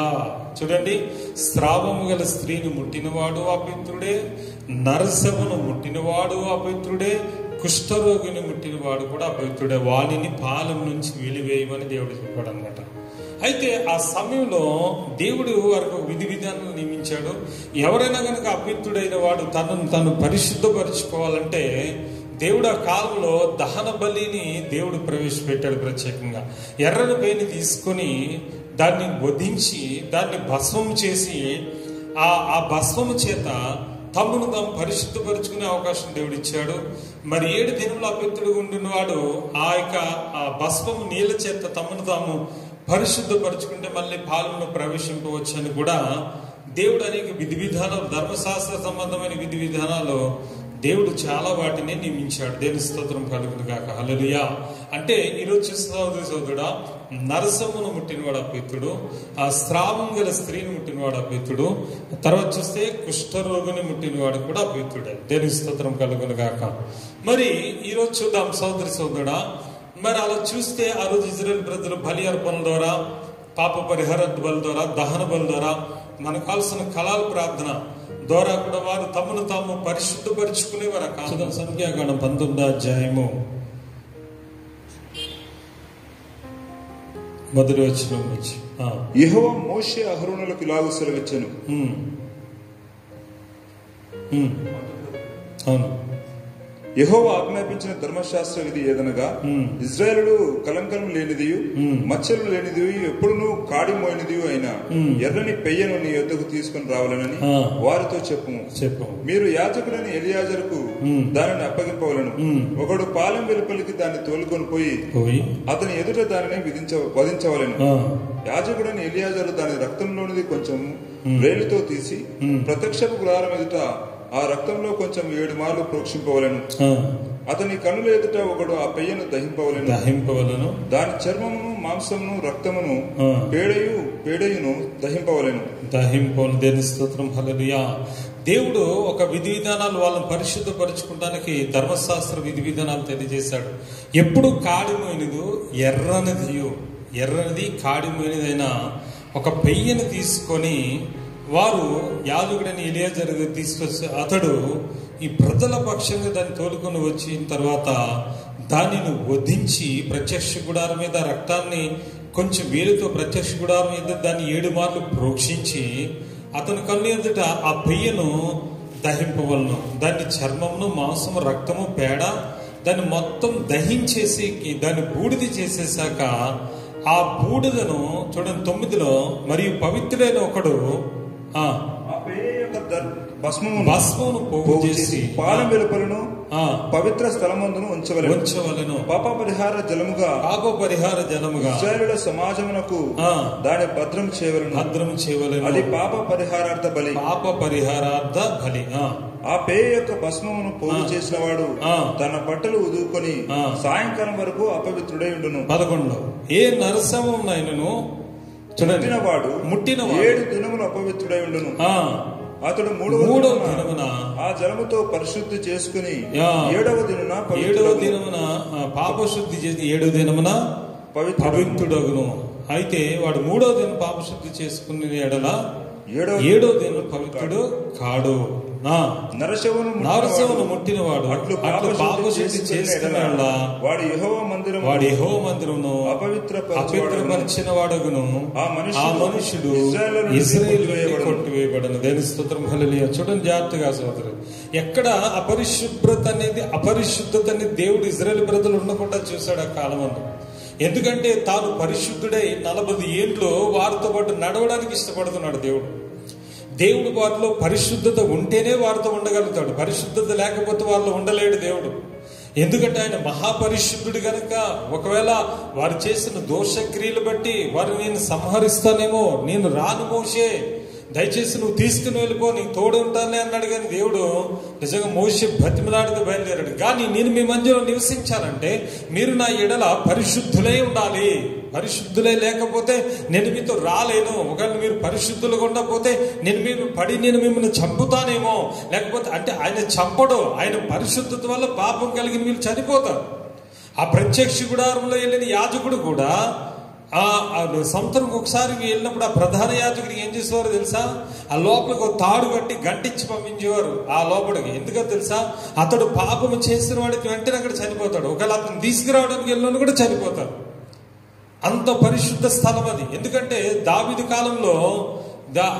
కాలంలో ఉన్న ఫిలిస్తీన్ల దగ్గర ఉన్న మందసాన్ని దావీదు తీసుకుని వస్తుంటాడు కొత్త ఎడ్ల బండి మీద. అప్పుడు ఆ ఎడ్ల కాలుజారు ఉజ్జాన వ్యక్తి తొందరపడి ఆ మందసాన్ని ముట్టుకున్నందుకు ఆ వ్యక్తి అక్కడ చనిపోయాడు, చచ్చిపోయాడు. అంటే పరిస్థితి అంటే అతను ఏదో పాపం చేసిన దేవుడు కొట్టి చంపేశాడా? తన మందసం ముట్టుకున్నందుకు ఆయన కోపం వచ్చిందని కాదు. మహాపరిశుద్ధమైన మందసం అది ఒక సామాన్యమైన ఒక పాపి కనుక తొందరపడి అక్కడ అడుగు పెడితే చనిపోతాడు అనమాట. మీకు అర్థమవుతుందా? దేవుడు కూడా వారిని ఎందుకంత పరిశుద్ధపరిచాడంటే వారికి ఒక పాప పరిహారార్థ బలి, ఒక దహన బలి, మళ్ళీ దహన బలి చేసిన తర్వాత ఆ బూడిద మళ్ళీ నీళ్ళలో కలుపుకొని తనతో స్నానం చేసి చల్లుకుని మహాపరిశుద్ధముగా ఉండి వాళ్ళ వల్ల దేవుని మందిరంలోకి అడుగు పెట్టాలి. మందిరం అంటే అదే డేరా మందిరం, ప్రత్యక్ష గుడారంలోకి అడుగు పెట్టాలి. లేదంటే దేవుని మందిరాన్ని అపవిత్రపరిచిన వాడు అవుతాడు. అటు మనుష్యుడు ఇజ్రాయేల్ నుంచి కొట్టివేయబడతాడట. అంటే మీకు అర్థమవుతుందా? దేవుడు వారితో నడవడానికి, వారితో కలిసి 40 ఏళ్ళు నడవడానికి అక్కడున్న అన్ని లక్షల మందిని ప్రతివాడు నా ఎడల పరిశుద్ధుడై ఉండాలి, లేకపోతే జాగ్రత్త మీరు చనిపోయే ప్రమాదం ఉంది అని చెప్పాడు ఆయన. అంటే దేవుడు చంపువాడు కాదు, ఆయన పరిశుద్ధత ముందు వారు నిలవలేరు, చనిపోతారు. అంత మహాపరిశుద్ధుడు అనమాట, అంత గొప్ప పరిశుద్ధుడు. ఆ కాలంలో వారు ఏం చేస్తారంటే నరసమును ముట్టినా ఇంకా అపవిత్రమైనది ఏది ముట్టినా వారు ఏం చేస్తారంటే తమను తాము పాప పరిహారార్థ బలి ద్వారా, దహన బలి ద్వారా, ఆ వచ్చిన భస్మం ద్వారా తమను పరిశుద్ధపరుచుకునేవారు. హల్లెలూయా. అప్పుడు దేవునితో వారు సమాధానం కలిగి 40 ఏళ్ల ప్రయాణం చేశారు. మంచిది సోదరుడా, ఈ సమయంలో చూస్తే ఆయన మహాపరిశుద్ధుడు, ఆయన చాలా గొప్ప పరిశుద్ధుడు. ప్రభు ఆ తండ్రి కుమార పరిశుద్ధాత్మ త్రియేక దేవుడైన యేసయ్య చాలా గొప్ప పరిశుద్ధుడు. అందుకనే యెషయా గ్రంథం 6వ అధ్యాయంలో యోషియా అంటాడు. యెషయా గ్రంథము 6వ అధ్యాయము మొదటి నుంచి చూద్దాం. యెషయా గ్రంథం 6వ అధ్యాయం మొదటి నుంచి. రాజైన ఉజ్జియా మృతునదిన సంవత్సరం అత్యున్నతమైన సింహాసనమందు ప్రభువు ఆసీనుడై ఉండగా నేను చూచితిని. ఆయన చొక్కాయి అంచులు దేవాలయమును నిండుకొనెను. ఆయనకు పైగా శరాపులు నిలిచియుండిరి. ఒక్కొక్కరికి 6 రెక్కలు. ప్రతివాడు 2 రెక్కలతో తన ముఖమును, 2 తన కాళ్ళను కప్పుకొనుచు 2 ఎగురుచుండెను. వారు సైన్యములకు అధిపతియగు యెహోవా పరిశుద్ధుడు, సర్వలోకము ఆయన మహిమతో నిండి ఉన్నదని గొప్ప స్వరంతో గాన ప్రతిగానములు చేయుచుండిరి. వారి కంఠస్వరముల వలన గడప కమ్ముల పునాదులు కదులుచు మందిరము చేత నిండిన. హల్లెలూయా. ఇక్కడ చూస్తే యోషియా ఉజ్జియా రాజు అయిన దినముల్లో ఈయన ఆత్మవశుడై ఒక దర్శనాన్ని చూస్తున్నాడు. పరలోకపు దర్శనం, పరలోకం తెరవబడింది, పరలోక దర్శనం చూస్తున్నాడు. అక్కడ చూస్తే మహాసింహాసనం కనబడిందట. ఆ మహాసింహాసనం మీద ఒక ప్రభువు ఆసీనుడైనప్పుడు అక్కడన్న దేవాలయం, అక్కడ కూడా దేవాలయం ఉంది, దేవుని ఆరాధించే స్థలం ఉంది, మహా పెద్ద దేవాలయం అన్నమాట. ఈ ప్రపంచ దేశాల్లో ఎక్కడ నిర్మింపబడి గొప్ప దేవాలయం ఉంది. ఆ దేవాలయంలో సింహాసనం మీద ఆసీనుడై ఉండినప్పుడు అక్కడున్న శరాపులు అక్కడ నిలిచి ఉన్నారు. వారు 6 రెక్కలు ఉన్నాయి. ప్రతివాడు 2 రెక్కలు తన ముఖం కప్పుకుంటున్నారు, ఆ 2 రెక్కలతో తన కాళ్ళు కప్పుకుంటున్నారు, 2 రెక్కలతో ఎగురుతున్నారు. ఈ శిరాపులు అనేవి దేవదూతలు, మహాదూతలు. ఇవన్నీ కూడా అక్కడ ఉన్న దేవదూతలు 6 రెక్కలు ఉన్నాయి. 6 రెక్కలు, 2 రెక్కలతో ఆయన చూడలేక ముఖాన్ని కప్పుకుంటున్నాయి, 2 రెక్కలతో కాళ్ళను కప్పుకుంటున్నాయి, 2 రెక్కలతో ఎగురుతూ ఆ యొక్క దేవదూతలు ఏమని చెప్తున్నాయంటే సైన్యములకు అధిపతి యెహోవా పరిశుద్ధుడు, పరిశుద్ధుడు, పరిశుద్ధుడు, పరిశుద్ధుడని అక్కడ గాన ప్రతిగానములు జరుగుతున్న దేవుని స్తోత్రం. హల్లెలూయా. అక్కడ కంఠస్వరం వల్ల, అక్కడ జరిగే ఆ యొక్క గాన ప్రతిగానముల వల్ల, వారి కంఠస్వరం వల్ల మందిరపు గడప పునాదులు అదురుతున్నాయి. ఆమేన్. అంత ధన్యం చూడండి సోదరుడా.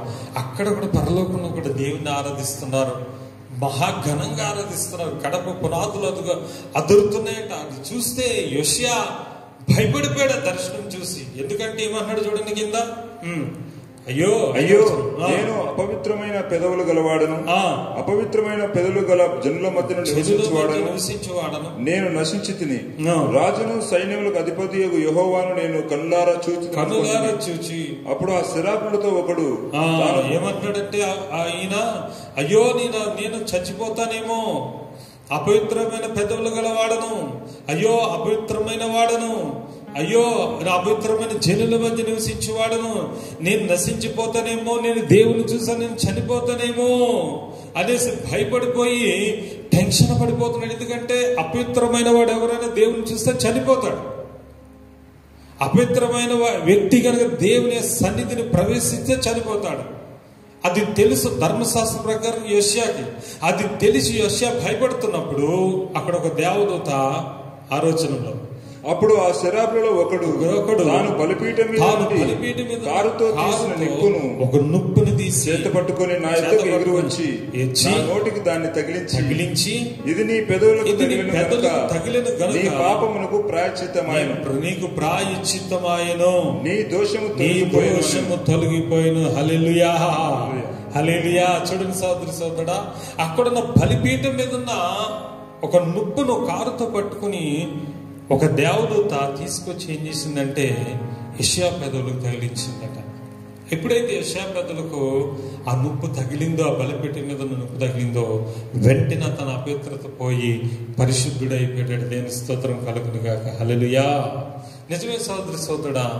మరి ఈరోజు చూస్తే ప్రతి మానవుడు పాపం చేసిన వాడే, ఏ భేదం లేదు. ప్రతి మానవుడు పాపం చేసి దేవుడు అనుగ్రహించి మహిమను పొందలేకపోతున్నాం. మరి పరిశుద్ధుడై ఉండాలంటున్నాడైనా మనం పరిశుద్ధులు ఎలాగవుతాం? మనం అంతటా మనగా పరిశుద్ధులు కాలేము, మన వల్ల కాదు. ఎందుకంటే ఈ ప్రతి మనిషి కూడా ఏ భేదము లేదు, ప్రతి మానవుడు పాపం చేసిన వాళ్ళమే, ఏదో ఒక విషయంలో అపరిశుద్ధులమే, పవిత్రత లేని వాళ్ళమే. కానీ ఈరోజు చూస్తే అక్కడ వారు ఎలా పరిశుద్ధపరుచుకున్నారు? పాత నిబంధనలో దహన బలి చేసిన దహన బలి పశువు యొక్క బూడిదను తీసుకొని తామును తాము శుద్ధి చేసుకుని అప్పుడు పరిశుద్ధ మందిరంలో ప్రవేశించేవారు. అప్పుడు వారు అపవిత్రత అనేది పోయేది. ప్రత్యేకించబడిన ఆ స్థితి ఉండేది. వాళ్ళు 7 దినములు కడగా ఉండి అప్పుడు ఆ పవిత్ర జలంతో వారు శుద్ధి చేసుకుని అప్పుడు దేవుని మందిరంలో 3 దినాన్ని శుద్ధి చేసి 7 దినాన్ని పవిత్రుడై అప్పుడు 7 దినాల తర్వాత పరిశుద్ధ మందిరంలో ప్రవేశించాలి. కానీ ఈరోజు యెషయా పెదవులకు తగిన ఆ నిప్పు వెంటనే తను పరిశుద్ధపరిచింది. సోదరి సోదరుడా, ఎవరు తెలుసా ఆ నిప్పు, ఆ బలిపశువు ఎవరో తెలుసా? అక్కడ నిష్కలంకమైన ఎర్రని పే ఎవరంటే ప్రభువైన యేసుక్రీస్తు వారే. హల్లెలూయా. ఈరోజు ప్రభువైన యేసుక్రీస్తు వారే ఈరోజు మనకు నిత్య విమోచన క్రయధనముగా మనకు బలి అర్పణ అయ్యి ఈరోజు ఆయన నిత్య కృప చేత మనం పరిశుద్ధులుగా మార్చేశాడు. హల్లెలూయా. ఆయన పరిశుద్ధుడు. ఈరోజు ఆయన ద్వారా మనం పరిశుద్ధులుగా మార్చబడతాం. ఆయనే పరిశుద్ధుడు. ఎందుకంటే ఈ లోకంలోకి వచ్చినప్పుడు ఆయన పరిశుద్ధుడిగానే పుట్టాడు. చూడండి లూకాసు వార్త 1వ అధ్యాయము 35వ వచనంలో దేవదూత మాట్లాడుతుంది. లూకాసు వార్త 1వ అధ్యాయం 35. మరియ తల్లితో దేవదూత మాట్లాడుతుంది.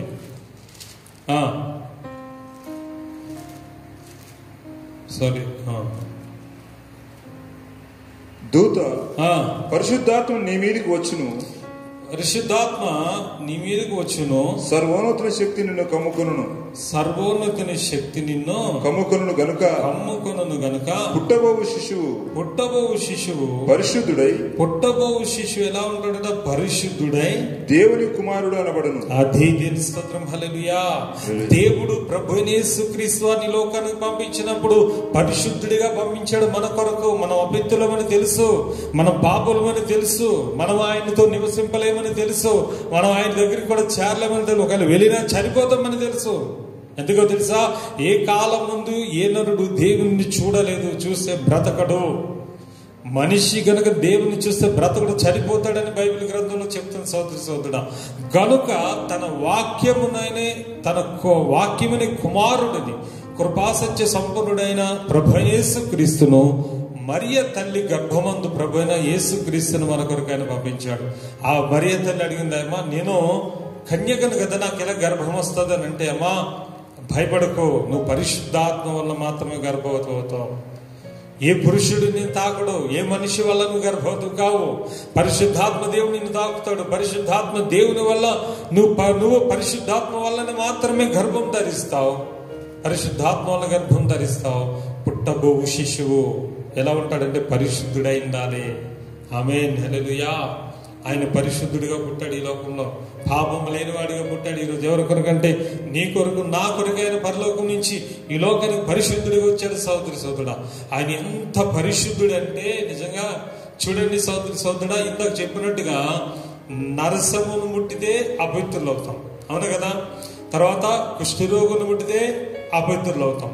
రక్తస్రావం గల స్త్రీలు ముట్టినా అపవిత్రులు అవుతాం. కానీ ఆయన ఈ లోకంలోకి వచ్చినప్పుడు ఆయన నరశవమును కూడా ముట్టాడు. నరశవము ఏమైంది తెలుసా సోదరి సోదరుడు? చూడండి, దేని ముందుగా ఆయన ఒక స్రావము గల స్త్రీ ఆయనను ముట్టింది. లూకాసు వార్త 8వ అధ్యాయం 42 నుంచి.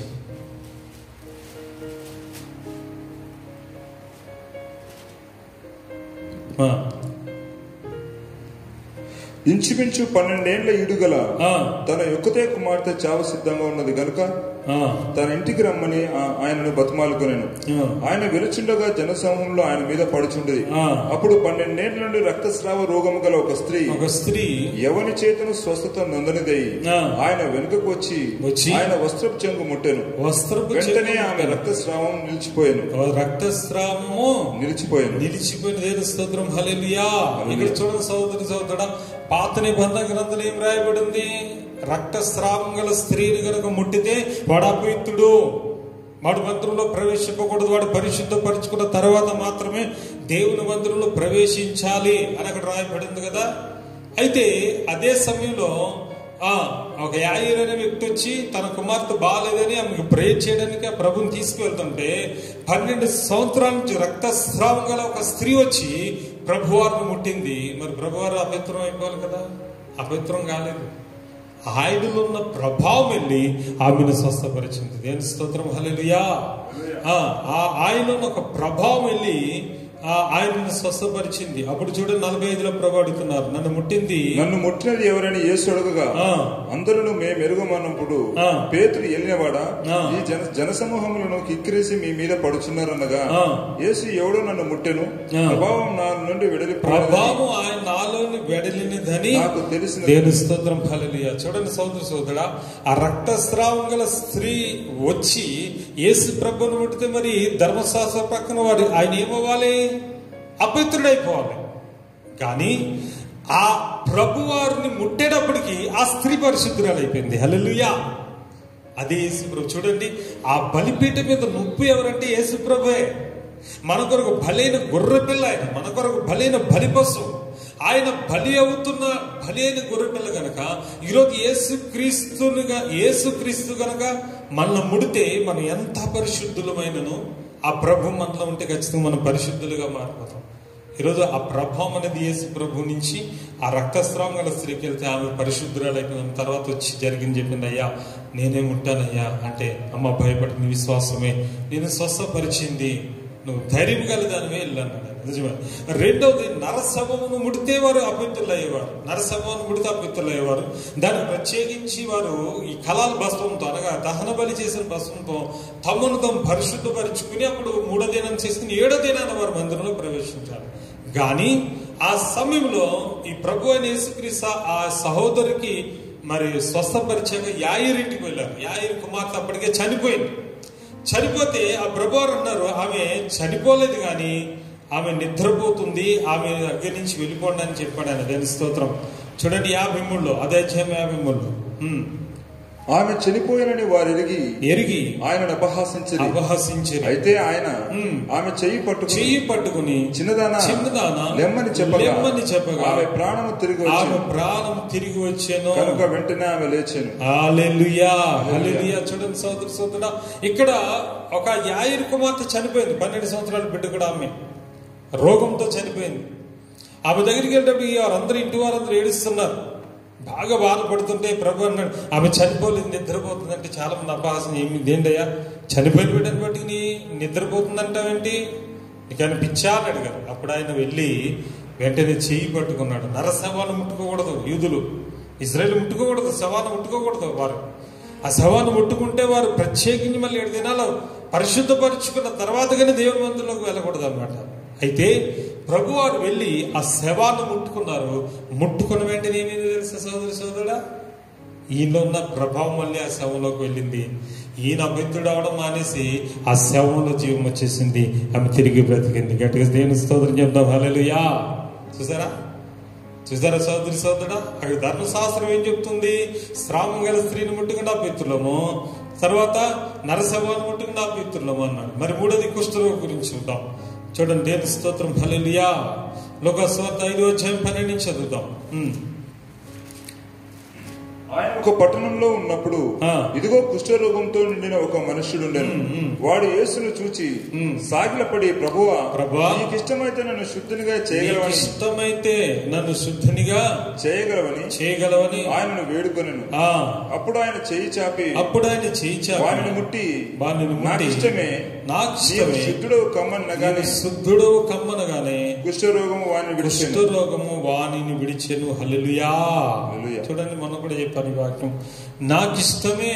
కుష్ఠరోగం ముడితే ధర్మశాస్త్ర ప్రకారంగా వారు అపవిత్రులు. దేవుని మందిరంలో ప్రవేశించడానికి పరిశుద్ధుడు నేను, మీరు రాకూడదు అన్నాడు ఆయన. నరసవును ముట్టి నా దగ్గర రాకూడదు అన్నాడు ఆయన. స్రావం గల స్త్రీని ముట్టి నా దగ్గరికి రాకూడదు అన్నాడు. పైగా కుష్ఠరోగిని ముట్టిన వాడు నా దగ్గరికి రాకూడదు అన్నాడు. అంటే సోదరి సోదర, స్రావం గల స్త్రీకి మందిరంలో అవకాశం లేదు, నరసవును ముట్టిన వాడికి దేవుని మందిరంలో అవకాశం లేదు, కుష్ఠరోగులకు కూడా దేవుని మందిరంలో అవకాశం లేదు. ఆయన అంత పరిశుద్ధుడు గనక. కానీ ప్రభువైన యేసు క్రీస్తు ఆ కుష్ఠరోగిని నాకు ఇష్టమే అని ఆ రోగిని ముట్టిన వెంటనే ఆయన ప్రభావం ఆ కుష్ఠరోగంలోకి వెళ్ళింది. వెంటనే అతడు శుద్ధుడే, స్వస్థత పొందాడు. ఆ నరసవం ముట్టాడు, ఆ నరసవం కూడా స్వస్థత పొంది తిరిగి బ్రతికింది. సోదరుడా, నిజంగా చూస్తున్నాను. ఇక్కడ రక్తస్రావం గల స్త్రీని ఆయన ముట్టాడు, ఆమె కూడా తిరిగి ఆమె స్వస్థత పొందింది. ఈరోజు చూస్తే సోదరుడా, ధర్మశాస్త్రం ఏమో దేవుని దగ్గరికి రాకుండా దూరం చేసింది. కానీ యేసుక్రీస్తునందు కృపను బట్టి మనం ఈరోజు మన కృప చేత మనమందరం కూడా సమీపంగా వచ్చాం. హల్లెలూయా. నిజమే, సమీపమునకు దూరస్థులము, అవిధేయులము, భయంకరమైన వాళ్ళం. కానీ ఈరోజు యేసుక్రీస్తునందున ప్రతి వారికి ఏ శిక్షా విధియు లేదు. యేసుక్రీస్తునందున ప్రతి ఒక్కరు కూడా పరిశుద్ధులుగా మార్చబడతారు. హల్లెలూయా. పరిశుద్ధులమవుతాం మనం ఈరోజు. నిజంగా చెప్తున్నాను, దేవుడు ఈరోజు మనలో నివసించాలంటే ముందుగా మనం ఒక పరిశుద్ధ స్థలాన్ని మనం తయారు చేసుకోవాలి. ఆ పరిశుద్ధ స్థలము మన మనసు. ఈరోజు ఆ రోజు మనుషులు కట్టిన మందిరాన్ని దేవుడు కోరుకున్నాడేమో, కానీ ఈరోజు దేవుడు కోరుకున్న ఆ పరిశుద్ధ స్థలం ఏంటో తెలుసా? నువ్వు నేను, సోదరి సోదరుడా, మనమే. చూడండి, మొదటి కొరింథీ 3వ అధ్యాయంలో 16-17 వచ్చిన, మీరు దేవుని ఆలయమై ఉన్నారని, దేవుని ఆత్మ మీలో నివసించుచున్నాడనియు మీరు ఎరుగరా? ఎవడైనా దేవుని ఆలయమును పాడు చేసిన ఎడల దేవుడు వారిని పాడు చేయను.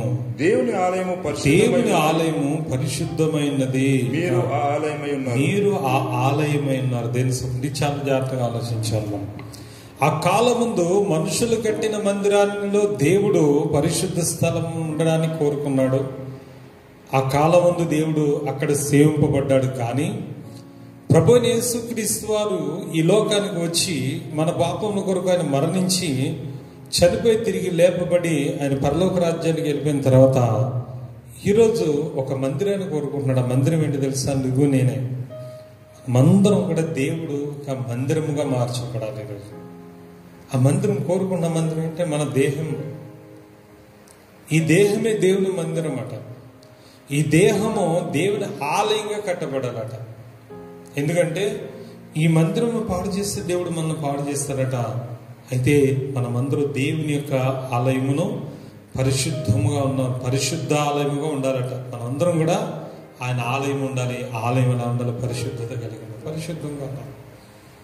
ఆ పరిశుద్ధత ఉన్నప్పుడు దేవుడు వచ్చి నీలో నివసించడానికి ఇష్టపడతాడు, నీతో నడవడానికి ఇష్టపడతాడు. ఈరోజు దేవుడు ఎందుకంత స్ట్రిక్ట్ గా చేశాడు వాళ్ళని, 40 ఏండ్ల వాళ్ళని అని అంటే, వారితో నడవాలనుకున్నాడు దేవుడు, వారితో కలిసి ఉండాలనుకున్నాడు దేవుడు, వారితో ప్రయాణం చేయాలి. 40 ఏండ్లు ప్రయాణం చేయాలి దేవుడు. ఆయన అతి పరిశుద్ధుడు. ఇశ్రాయేలు ప్రజల్లో నిజంగానే ఆయన అంత పరిశుద్ధుడై వారితో నడుస్తున్నప్పుడు వారు అనేకమైన పాపాలు చేశారు. ఆయన ముందే బంగారు దొంగ చేసి పూజించడం, ఇంకా చూస్తే వారు ఆ భయంకరమైన మోయాబీలతో పాపం చేయడం, మోయాబు విగ్రహాలను పూజించడం, అపవిత్రమైన వాటిని తినడం, అపవిత్రులతో సంగత్యం చేయడం, ఇలా దేవుని ఎదుట చేయకూడని ఎన్నో పనులు చేశారు. మాంసాపేక్ష కలిగి దేవుని శోధించడం, ఆఖరికి అనేకమైన రీతిలో మోషే మీద తిరగబడ్డం, ఇలా చాలా అపవిత్రమైన కార్యాలు చేసినప్పుడు దేవుడు వారికి విరోధి. చాలాసార్లు వాళ్ళ తెగులు రేగింది, గుడారాలు అగ్ని రేగింది, భూమిని ఎరవిడిచి కొంతమంది మింగేసింది. తెగులు చేత చాలా మంది ఆ కాలంలో చనిపోయారు. సోదరి ఎందుకు తెలుసా? ఆయన పరిశుద్ధుడై వారితో నడుస్తున్నప్పుడు, వారు అపవిత్రులుగా ఉన్నప్పుడు దేవుడు వారి మీద కోపగించుకుని ఎంతో మందిని అక్కడ హతం చేసినట్టుగా ఉంది. కానీ ఇది కృపాకాలం, అది ధర్మశాస్త్ర కాలం. ఈరోజు కృపాకాలంలో మనం ఉన్నాం కనుక దేవుని మహాకృపను బట్టి నీవు నేను ఎన్ని పాపములు చేసినా, ఎంత అతిక్రమాలు చేసినా ఈరోజు దేవుడు నిన్ను నన్ను క్షమిస్తున్నాడు. ఈరోజు ఆయనకు కావాల్సిన మందిరం ఏంటంటే నీ దేహము నా దేహం, నీవు నేను. నీలో ఉన్న మనస్సు కూడా ఈరోజు ఈ దేహము పరిశుద్ధ స్థలం అయితే మన మనస్సు అతి పరిశుద్ధ స్థలము ఉండాలి. హల్లెలూయా. తెలుసా, దేహము పరిశుద్ధ స్థలము, అతి పరిశుద్ధ స్థలం ఏంటంటే మన హృదయం. ఆమేన్. అది దేవుడికి అర్పించాం. ఎందుకో తెలుసా, చూడండి సోదరుడు, మొదటి తెస్సలోనిక స్తోత్రం కలుగునుగాక. హల్లెలూయా. 4వ అధ్యాయము 3వ వచనం చదవండి. మీరు పరిశుద్ధులగుటకే అనగా మీరు జారత్వమునకు దూరంగా ఉండుటే దేవుని చిత్తము. మీలో ప్రతివాడును దేవుని ఎరుగని అన్యజనుల వలె కామాభిలాషయందు కాక పరిశుద్ధత యందును ఘనత యందును తన తన ఘటమును ఎట్లు కాపాడుకునవలెనో అది ఎరిగి ఉండుటే దేవుని చిత్తం. హల్లెలూయా. అంటే చూడండి, మనం పరిశుద్ధులగుంటే దేవుని చిత్తం. ఎందుకు పంపాడు దేవుడు తన అద్వితీయ కుమారుడైన యేసుక్రీస్తును? అక్కడ బలిపీఠం మీద నువ్వు తీసుకుని యెషయా పెదవులు తగిలించగా అతడు ఎలా పరిశుద్ధుడయ్యాడో, ఈరోజు ఒక నరసవాన్ని ముట్టుకుంటే మనం అపిత్తులవుతామో కానీ ఆ నరసవాన్ని ముట్టుకున్న ఆయన శవంలో జీవం వచ్చింది. రక్తస్రావం గల స్త్రీ ముట్టుకుంటే ఆ రక్తస్రావం గల స్త్రీకి స్వస్థత వచ్చింది. ఈరోజు ఒక కుష్ఠరోగిని ఆయన ముట్టుకుంటే నాకు ఇష్టమైన కుష్ఠరోగి స్వస్థత పొందాడు. ఈరోజు పాపినైనా నిన్న ఆయన ముట్టుకుంటానికి వస్తే నువ్వు పాపివైన నువ్వు పరిశుద్ధుడిగా మారుట దేవుని చిత్తం. ఈరోజు యేసు క్రీస్తు ద్వారా మనమందరము పరిశుద్ధులుగా ఉండటం దేవుని చిత్తము. దేవుని ఎరుగని జనులు కామాభిలాషయందు గాక పరిశుద్ధత యందు మన ఘటములను ఘటములు అంటే మన దేహములను కాపాడుకుంటే దేవుని చిత్తం. ఎందుకంటే 7వ వచనం చూడండి. 7 పరిశుద్ధులగుటకే దేవుడు పిలిచాను గాని అపవిత్రులుగా ఉండుటకు పిలవలేదు. అది దేవుడు పరిశుద్ధులుగా ఉండటకే మనం పిలిచాడు. ఈరోజు మునుపు దూరస్తులైన మనం క్రీస్తు యేసునందు పరిశుద్ధులు. ఈరోజు మునుపు పాపులమైన మనం క్రీస్తు యేసునందు పవిత్రులం. ఈరోజు మునుపు శాపగ్రస్తులమైన మనం క్రీస్తు యేసునందు ఈరోజు ఆస్వాదింపబడిన జనాంగం. ఈరోజు అందుకే దేవుడు నిన్ను నన్ను ఎందుకు పరిశుద్ధులుగా ఉండడానికి పిలిచాడు? ఒకటే, ఆయన భూలోకంలో ఉన్నంతగానో మనలో నివసించడానికి. మనం ఈ జీవనయాత్ర ముగించిన తర్వాత మనమందరం పరలోకంలో ఆయనతో పాటు యుగయుగములు కలిసి ఉండడానికి ఖచ్చితంగా ఉండవలసింది ఏంటంటే పరిశుద్ధత. కింద చదువునానా? కాబట్టి 8వ వచనంలో కాబట్టి ఉపేక్షించువాడు మనుష్యును ఉపేక్షింపడు కానీ మీరు తన పరిశుద్ధాత్మను అనుగ్రహించిన దేవునినే ఉపేక్షించుచున్నారు. హల్లెలూయా. సోదరుడా, మనం ఉపేక్షించిన దేన్ని తెలుసా? దేవుని కాదు. ఈరోజు మన ఉపేక్షిస్తున్న దేన్ని? మనుష్యును ఉపేక్షిస్తలేదు కానీ మనం దేన్ని ఉపేక్షిస్తామని పరిశుద్ధాత్మను ఉపేక్షిస్తున్నాం మనం. సోదరు అందుకే దేవుని సన్నిధిలో మనం పరిశుద్ధులమైన ఎలాగో మనం ఈరోజు తెలుసుకుందాం. ఖచ్చితంగా దేవుడు నీతో నాతో మాట్లాడుతున్నాడు. ఏ విధంగా పరిశుద్ధులు అవ్వాలన్నది కూడా ప్రభు చిత్తమే. చూడండి, ఇంకా కొన్ని విషయాలు మనం ఇక్కడ చదువుకున్న దేవునికి మహిమ కలుగును గాక. దేవుని స్తోత్రం. హల్లెలూయా. చూడండి, దేవుని స్తోత్రం. రోమీయులకు రాసిన పత్రిక 6వ అధ్యాయము 19 నుంచి చదువుదాం. మీ శరీర బలహీనతను బట్టి మనుష్య రీతిగా మాట్లాడుచున్నాను. ఏమనగా అక్రమము చేయుటకై అపవిత్రతకు అక్రమమునకు మీకు అవయములు దాసులుగా ఎలాగో అప్పగించుదురో అలాగే పరిశుద్ధత కలుగుటకై ఇప్పుడు మీ అవయములను నీతికి దాసులుగా అప్పగించాలి. హల్లెలూయా. ఇప్పటి వరకు మనం ఏం చేస్తామంటే క్రీస్తును ఎరగక ముందు అనేకమైన పాపములు చేసి పాపాల బానిసలు అయిపోయాం మనం కదా. చాలా పాపాలు, అందులో చాలా మంది కూడా చెప్పాను, లాస్ట్ వాక్యంలో కూడా చెప్పాను. శరీరోగం ఆత్మీయరోగం అనే సబ్జెక్ట్లో చెప్పాను. ఆత్మీయరోగంలో ఉన్న అనేకమైన పాపాలు మనం చేసాం. ఆ పాపములన్నీ కూడా ఈరోజు మనం చేసాము తెలియక మన శరీర అవయవాలు అప్పచెప్పాం. కానీ ఇప్పుడు పాపమునికి ఎలాగ మనం అవయవాలు అప్పచెప్పామో ఈరోజు మన శరీర అవయవాలు దేనికి అప్పచెప్పాలట? పరిశుద్ధత కలుగుటకై ఇప్పుడు మన అవయవాలను అప్పచెప్పాలట. నీతికి దాసులుగా అప్పగించుడి. మీరు పాపమునకు దాసులై ఉన్నప్పుడు నీతి విషయమై నిర్బంధం లేని వారైంటరి. అప్పటి క్రియల వలన మీకేమి ఫలం కలిగెను? వాటిని గురించి మీరు ఇప్పుడు సిగ్గుపడుచున్నారు కదా. వాటి మరణమే. నిజమే. దేవుడు తెలియనప్పుడు తాగాం, తిరిగాం, తిట్టాం, దూషించాం, కొట్టాము, హింస పెట్టాము, అసూయపడ్డాం, ఈర్ష్యపడ్డాం, గర్వంతో ఉన్నాం, అహంకారంతో ఉన్నాం, మోసగించాం, అబద్ధాలాడాం, శరీర క్రియలు పాపం చేస్తాం, ఆత్మసంబంధమైన పాపం చేస్తాం, అసూయ అభ్యంతరాలతో, ఈర్ష్యలతో, ఇంకా అబద్ధాలతో, వేషధారంతో చేయకూడని పనులన్నీ చేస్తాం. దానివల్ల మనకి వచ్చింది అంతా నాశనం వచ్చింది. అవునా? అప్పుల పాలయ్యాం, రోగాల పాలయ్యాం, ఏది పట్టుకున్న బుగ్గి అయిపోయింది. ఆ పాపాల వల్ల మన బ్రతుకు నాశనం అయిపోయింది. అవి సరైన ఇల్లు లేక, సరైన గూడు లేక, సరైన స్వస్థత లేక, మంత్రగాల చుట్టూ తిరిగాం, ఆఖరికి హాస్పిటల్ చుట్టూ తిరిగాం, అప్పులు పాలైపోయాం, నెమ్మది లేని జీవితం జీవించాం. కానీ ఎప్పుడైతే యేసుక్రీస్తు నమ్ముకొని మందిరంలోకి వచ్చావో, నీ పాపములన్నీ కడగబడ్డ తర్వాత నువ్వు పరిశుద్ధుడు అయ్యాక ఏం కలిగింది నీకేం కలిగింది? ఆశీర్వాదం కలిగి. చూడండి, మందిరానికి వచ్చేగింది ఆశీర్వాదం పొందుతున్నావు. మందిరానికి వచ్చేగింది నీ జీవితం ఆశీర్వదింపబడింది. మందిరానికి వచ్చి ప్రభు అనే యేసుక్రీస్తు దైవజనుడి ద్వారా దేవుడు నీకు వాక్యాన్ని బోధించి నీ పాపం ఏంటో నీకు తెలియజేసి ఆ ప్రతి పాపం బట్టి నేను కడిగి, నేను బాప్తిస్మం ద్వారా కడిగి, నేను యేసు రక్తం ద్వారా కడిగి, నేను పరిశుద్ధాత్మను దిగిరమ్మని ఆయన ప్రార్థన చేసి తన దేవుని యొక్క మహాకృపను బట్టి నేను ఎప్పుడైతే పరిశుద్ధపరిచి నేను ఆశీర్వదించానో ఆ దైవజనుడు ఆ ప్రార్థన దేవుడు ఆలకించి దేవుడు నిన్ను ఆశీర్వదించడం మొదలు పెట్టాడు. ఈరోజు అంటాడు, ఆ దైవజన ప్రార్థన చేస్తే దేవుడు దేవుడు వల్ల వస్తుంది, దైవజనం వల్ల వస్తుంది అంటారు. దైవజనం లేకుండా దేవుడు ఎక్కడ?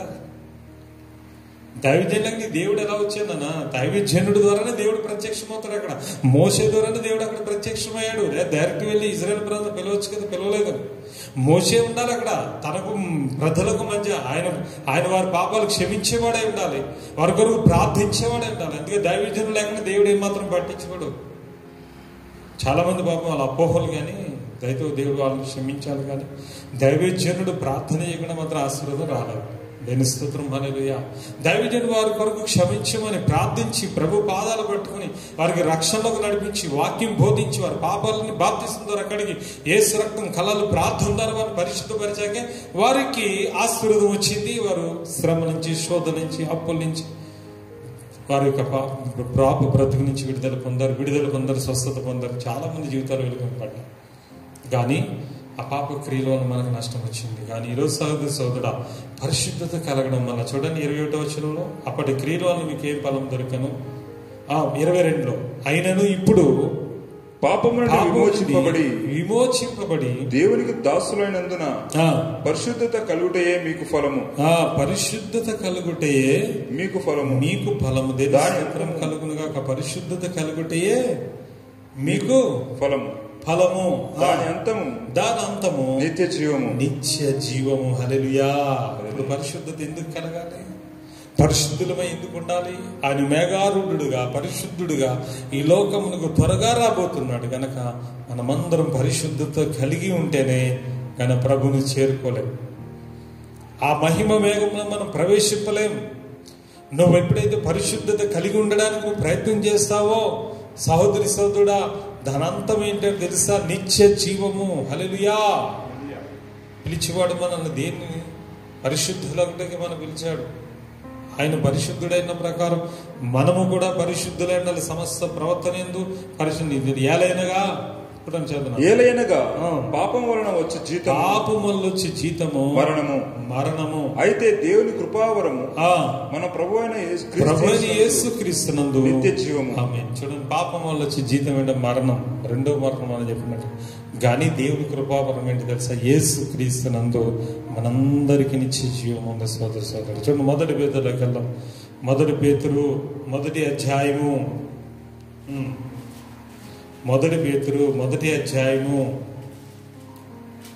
తీసారా? 14 నుంచి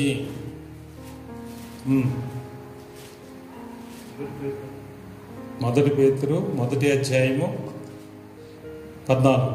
నేను పరిశుద్ధుడైన ఉన్నాను, మీరును పరిశుద్ధులై ఉండుడి అని వ్రాయబడి ఉన్నది.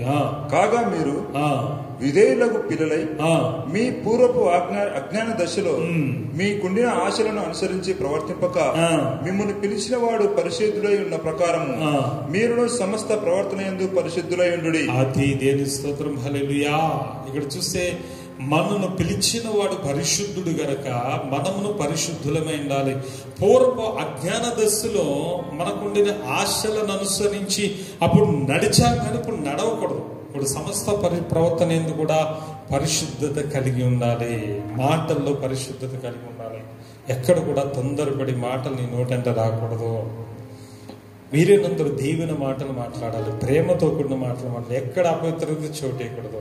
కనుచూపులో పరిశుద్ధత ఉండాలి, ఆలోచనలో పరిశుద్ధత ఉండాలి, వినడంలో పరిశుద్ధత ఉండాలి, తలంపులలో పరిశుద్ధత ఉండాలి, మన క్రియలలో పరిశుద్ధత ఉండాలి, మన ఊహలలో పరిశుద్ధత ఉండాలి. ఎందుకంటే దేవుడు జలప్రలయం తీసినప్పుడు దేవుడు నరులను పరిశీలించినప్పుడు వారు ఊహంతా చెడ్డదని చూశాడట. వారి ఆలోచనలని కేవలం చెడ్డదని దేవుడు చూశాడట. అంటే మానవుడు పుట్టుక నుంచి కూడా వాడు ఊహ, వాడి బాల్య దశ నుంచి కూడా చెడ్డది చెడ్డది చెడ్డది. కానీ ఆ చెడ్డతనము కానీ ఆ పాపం ఉంటే మనం పరలోక రాజ్యానికి వెళ్ళాం కదా. కనుక ఆయన పరిశుద్ధుడైన ప్రకారము మనము కూడా పరిశుద్ధులుగా ఉండడానికే దేవుడు మనం పిలిచాడు, కానీ అపరిశుద్ధులుగా ఉండటకు పిలవలేదు. ఎందుకంటే దేవుడు మనతో ఉండాలి, మనతో నడవాలనుకున్నాడు. దేవుడు మనతో అంత విజయమే, దేవుడు మనతో అంత సమాధానమే, దేవుడు మనతో నడిస్తే అంత ఆశీర్వాదమే. సోదరుడు, దేవుడు మన దూరం ఉంటే మనం ఏం సాధించలేం.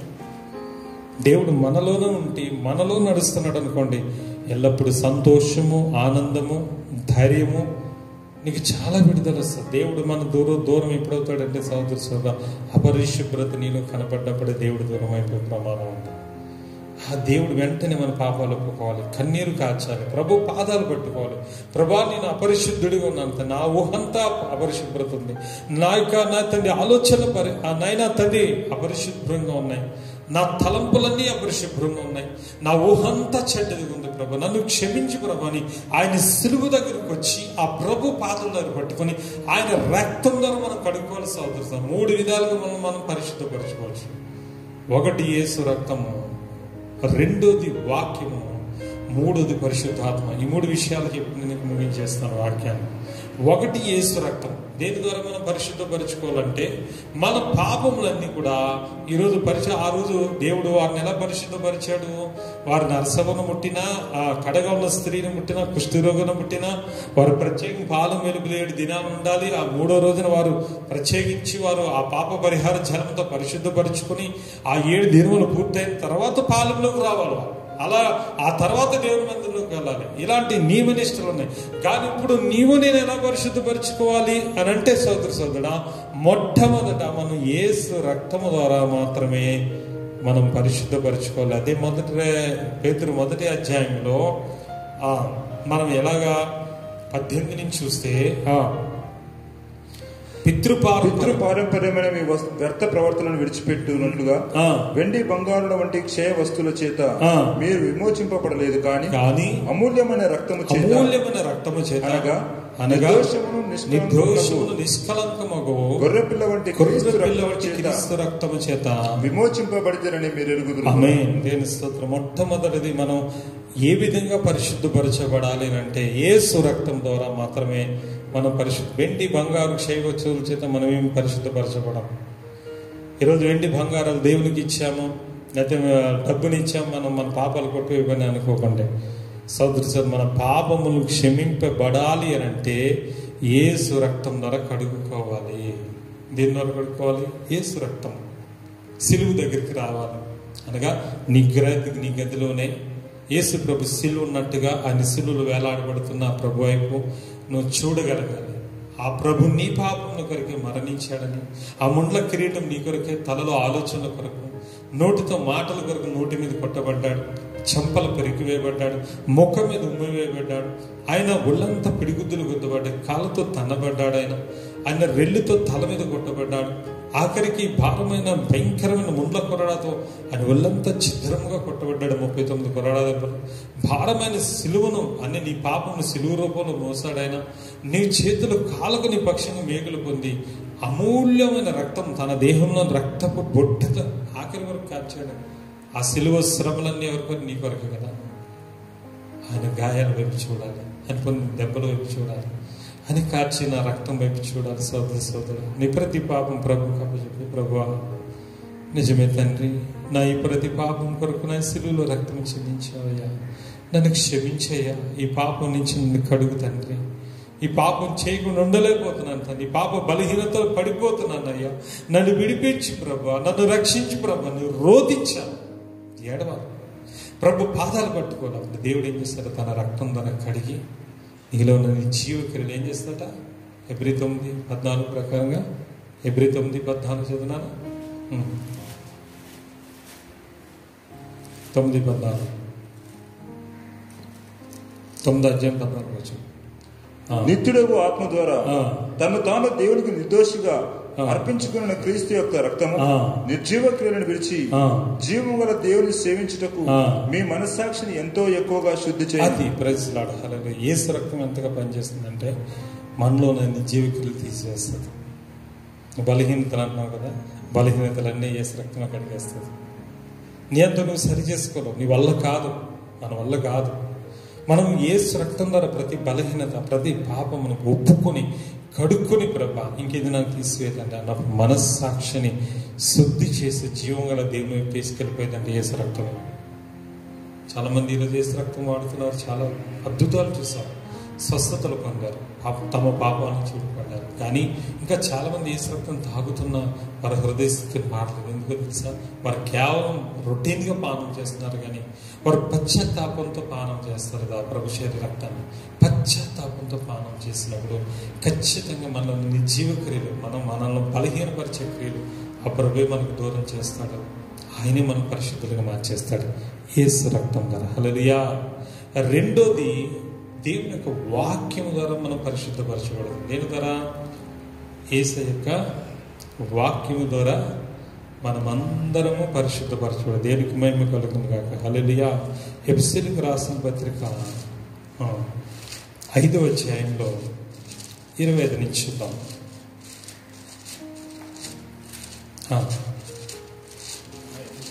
5వ అధ్యాయము 25.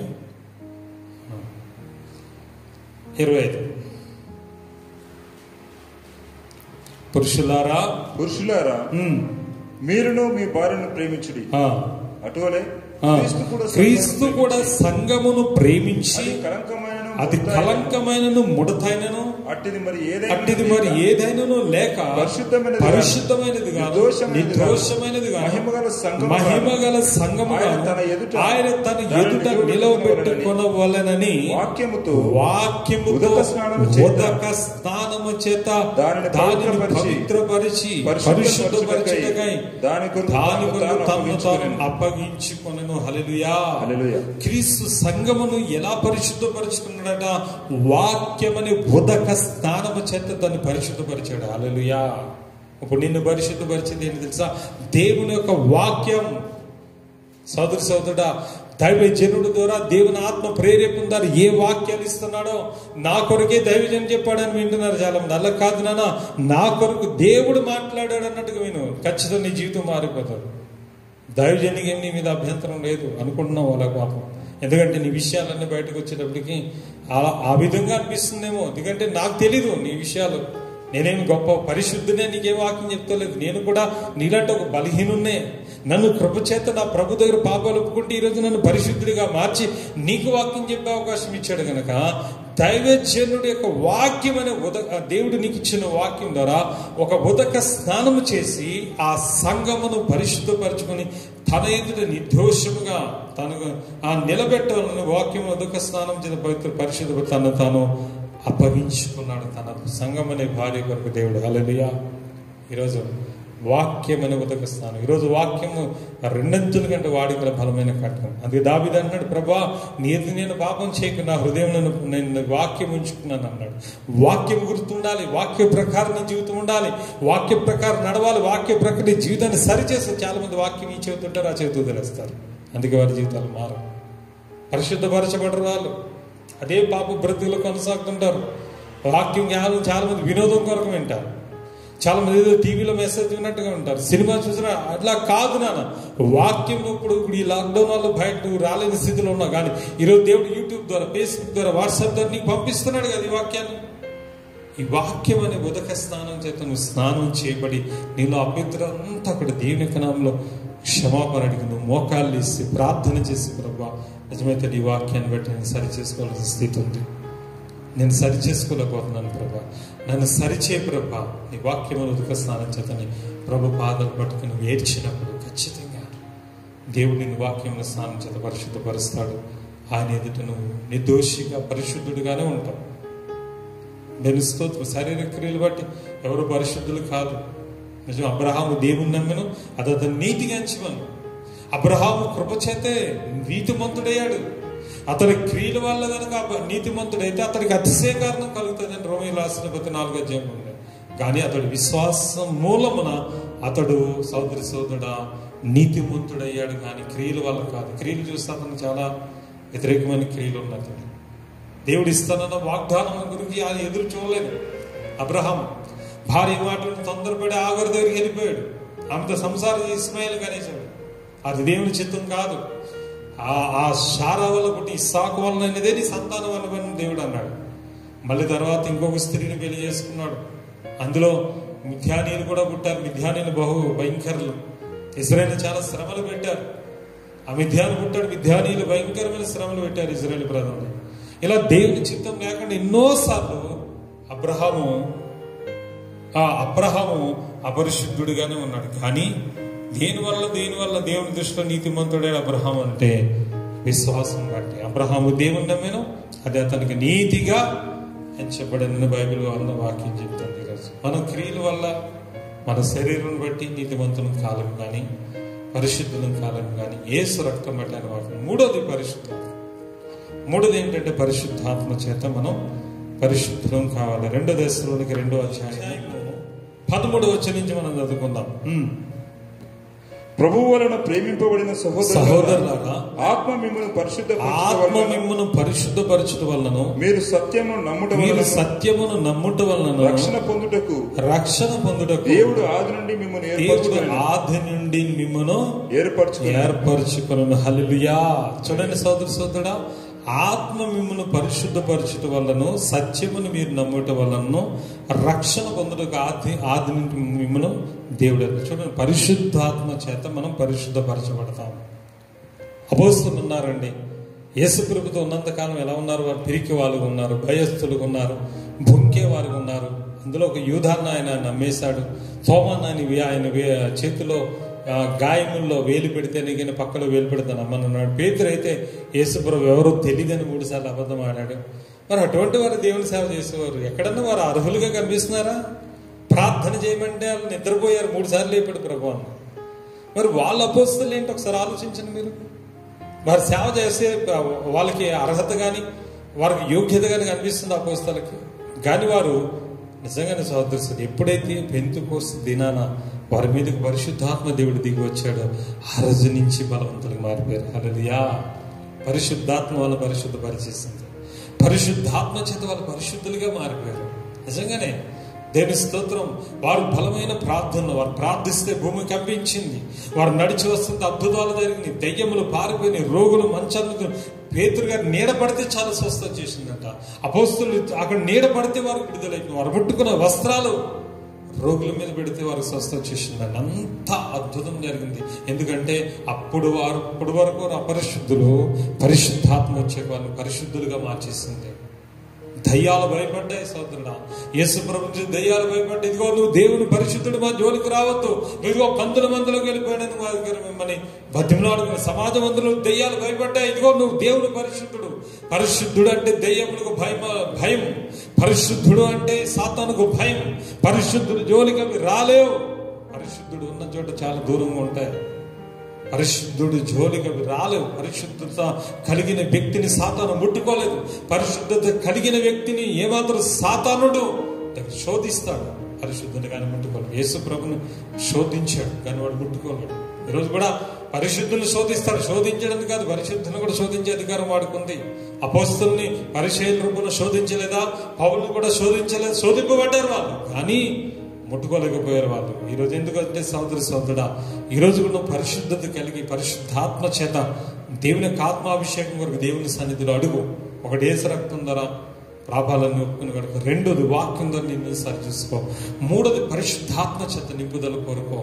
ఖచ్చితంగా దేవుడు నిన్ను పరిశుద్ధుడికి ఈరోజు మార్చిపోతున్నాడు. ఆ కాలం అయితే వారు చేసిన ధర్మశాస్త్ర కాలం కనుక వారు పరిశుద్ధులుగా ఖచ్చితంగా ఉండమని చెప్పాడు దేవుడు. అలా లేకపోతే మరణిస్తారని కూడా చెప్పలేదు. నేను మీతో రానని చెప్పాడు దేవుడు. అది పాత నిబంధన కాలం. కానీ ఇది క్రొత్త నిబంధన కాలం, కృపాకాలంలో యేసు ప్రభు అనే రక్షకుని పరిశుద్ధ స్థలంగా నీ దగ్గర నా దగ్గర పంపించాడు దేవుడు.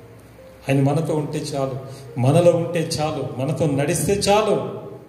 ఈరోజు నిజమే సోదరుడా, మనం ఆయనతో కలిసి జీవించాలి, ఆయనతో కలిసి నడవాలి, ఆయనతో బంధం పెనవేసుకొని పోవాలి. యేసు రక్తం అనే కృప చేత మనల్ని కడుక్కున్నాడు. వాక్యమైన ఉదక స్థానం చేత నిన్ను నన్ను కడుక్కున్నాడు, పరిశుద్ధపరచుకున్నాడు. ఈరోజు తన పరిశుద్ధాత్మ చేత కూడా తను పరిశుద్ధపరచుకోవాలని 3 విధాలుగా ఆయన పరిశుద్ధపడి. ఎందుకు తెలుసా సోదరుడా, పరిశుద్ధత కలుగు అంతమేంటి? నిత్య జీవము. ఆమేన్. పరిశుద్ధత కలుగుట వల్ల వచ్చే లాభం ఏంటి తెలుసా? మన నిత్య జీవంలో ఉంటాం. అంతకు మించి ఈ లోకంలో దుష్టుడైన అపవాదిని మనం జయిస్తాం. ఎందుకంటే హృదయ శుద్ధి గల వారు ధన్యులు, వారు దేవుని చూస్తావు. అప్పుడు తెలుసా, నువ్వు ముఖ ప్రత్యక్షత చూస్తావు. నిజంగా నేను చూస్తాను ఆ దేవుని ప్రత్యక్షంగా ముఖారంగం చెప్పనసక్యంగానే సంతోషం సోదరుడు. 2006లో నిజం ఆయన ముఖ దర్శనాన్ని నేను కళ్ళారా చూడగలిగాను. ఆ దర్శనం వల్ల నా జీవితమే చేంజ్ అయింది. నిజమే, నేను బలహీనని, ఎంతో బలహీనని. కానీ ప్రభు దగ్గర ప్రతి పాపాన్ని ఒప్పుకొని, ప్రతి బలహీనతను ఒప్పుకున్నాను. ప్రభు పాదాలు పట్టుకుని ఎక్కడకు నేను పరిశుద్ధుడిగా ప్రభు నేను అనలేదు. కానీ ప్రభు నేను అపరిశుద్ధిని నన్ను బాగు చేయమని ప్రభు పాదాలు పట్టుకుని ఆయన రక్తం ద్వారా, ఆయన వాక్యం ద్వారా, పరిశుద్ధాత్మ ద్వారా పరిశుద్ధపరచుకోగా ఈరోజు దేవుడు తన కృపచేత, ఉచితమైన కృపచేత నన్ను నీతిమంతుడిగా మార్చి దేవుడు పరిశుద్ధుడిగా చేసి మీ మధ్య ఒక సేవకుడిగా వాడుకున్నాడు. ఓ సోదరుడా, యూట్యూబ్ ద్వారా, ఫేస్బుక్ ద్వారా, వాట్సాప్ ద్వారా వాక్యం వీక్షిస్తున్న సోదరులారా, నేను ప్రభు నామం వేడుకో. ఆయన త్వరగా రాబోతున్నాడు. ఈరోజు అప్పుడు పాపుల కొరకు వచ్చాడు, కానీ ఇప్పుడు పాపుల కొరకు రావడం లేదు, పరిశుద్ధుల కొరకు మాత్రం వస్తున్నాడు. తెలుసా మీకు? పరిశుద్ధుల కొరకు వస్తున్నాడు ప్రభు రెండో రాకల్లో. అప్పుడు పాపుల కొరకు వచ్చాడు, కానీ ఇప్పుడు పరిశుద్ధుల కొరకు వస్తున్నాడు. ఈరోజు దేవుడు నీకు ఇంతవరకు సమయం ఇచ్చాడు. ప్రభు ఈరోజే ప్రభు దగ్గర మోకరించు, ఆయన పాదాలు పట్టుకో, నువ్వు బ్రతిమలాడు. ఈరోజు ప్రభుని అడుగు, అయ్యా నేను పరిశుద్ధుడనే ఉండాలని సన్నిధిలో దేవుని అడుగు. ఖచ్చితంగా నేను దేవుడు పరిశుద్ధ స్థలంగా మారితే దురాత్మ శక్తిని ఇంట్లోకి రావు, శాతపడి శక్తిని ఇంట్లోకి రావు. ఇంట్లో గొడవలు ఉండవు, కలహాలు ఉండవు, శోధనలు ఉండవు, వ్యాధి బాధలు ఉండవు, ఇరుకి ఇబ్బందులు ఉండవు, టెన్షన్, భయం ఉండదు. ఎందుకంటే పాపం ఎక్కడ ఉంటుందో సాతానుడు అక్కడ ఉంటాడు. ఎందుకంటే పాపానికి సాతాను లింక్ ఉంది. పాపం పుట్టిందే సాతాను వల్ల. మనం కూడా చెప్పాను, పాపం చేయి ప్రతి వాడు సాతాను సంబంధి. అపవాది మొదటి నుంచి పాపం చేయుచున్నాడని మనం మొదటి యోహానులో చెప్పడం జరిగింది మన వాక్యంలో, ఆత్మీయ రోగం శరీర రోగం వాక్యంలో. పాపం చేయబడు ఆ సాతాను, పాపాన్ని ప్రేరేపించేవాడు సాతాను. పాపం పుట్టిందే సాతాను నుంచి కనుక పాపం మనలో ఉన్నప్పుడు సాతానికి మన మీద ఖచ్చితంగా అధికారం ఉంటుంది. పరిశుద్ధత కలిగి ఉంటే మనం సాతానికి మనం దూరంగా పారిపోతాడు. వాడు దూరంగా పారిపోతాడు. నీ జోలికి, నీ కుటుంబంలో, నీ భర్త, నీ భార్య, నీ పిల్లలు, నీ ఉద్యోగం జోలికి రాడు వాడు. ఎందుకంటే పరిశుద్ధులంటే భయము, వణుకువాడికి. తెలుసా మీకు? వణికిపోతాడు. అమ్మో, పరిశుద్ధుల జోలికి వెళ్ళొద్దు, మనం చచ్చిపోతాం, మన దురాత్మ జాతి నాశనం అయిపోద్దని వాడు పాతంలో మీటింగ్ పెట్టుకున్నాడట. పరిశుద్ధులు ఉన్న జోడికి రాడు వాడు. వచ్చాడో చాలు, వాడి రెక్కలు తెగ్గొట్టబడితే, వాడు తల తెగ్గొట్టబడుతుంది వాడు చేసే ప్రార్థన ద్వారా, వాడి కాళ్ళు తెగ్గొట్టబడుతుంది, వాడు వెళ్ళి మళ్ళీ నరకంలో పడిపోవాల్సింది. అదే పాపని అయితే ఒక ఆట ఆడిస్తాడు. పాపం ఉన్న వ్యక్తిని ఒక ఆట ఆడిస్తాడు. వాడిని అప్పుల్లో కూర్చేస్తాడు, రోగంలో పడవేస్తాడు, ఇంట్లో భార్య భర్తల మీద గొడవ రేపుతాడు, అనుమానాలు రేపుతాడు, ఏది పట్టుకున్నా బుగ్గి చేస్తుంటాడు. ఎక్కడికి వెళ్ళినా వ్యతిరేకత స్టార్ట్ అవుతుంది, ఎన్నో టెన్షన్ స్టార్ట్ అవుతాయి, గొడవలు స్టార్ట్ అవుతాయి, వ్యతిరేకత స్టార్ట్ అవుతుంది. సోదరుడు, నేను అలాగని పాపం చేయడం ప్రతి ఒక్కరూ పాపలమేగా. కానీ సోదరు యేసు క్రీస్తు అనే పాపం ఆ రోజు యెషయా పదవులకు ఎలాగైతే ఆ అగ్ని తాకగా అతడు పరిశుద్ధుడయ్యాడో, ఈరోజు యేసు క్రీస్తు అనే రక్షకుడు దహన బలి పశువుగా, పాప పరిహారార్థ పశువుగా ఈరోజు నీలో నాలో ఆయన శరీరక్తంతో రావడానికి ఇష్టపడుతున్నాడు. ఈ నా శరీరంకి రక్తం త్రాగకూడదు, నా ఇందు నేను వాని ఎందును నివసించేదని అన్నాడు. కనుక ఈరోజు మనం ఆయన ఇందు పరిశుద్ధులమై ఉండాలి. ఎందుకో తెలుసా? ప్రభు ఆఖరిగా ఒక మాట చెప్పి నేను ముగించేస్తాను. ప్రకటన గ్రంథము ఆఖరి అధ్యాయం తీద్దాం. ప్రకటన గ్రంథం ఆఖరి అధ్యాయము 22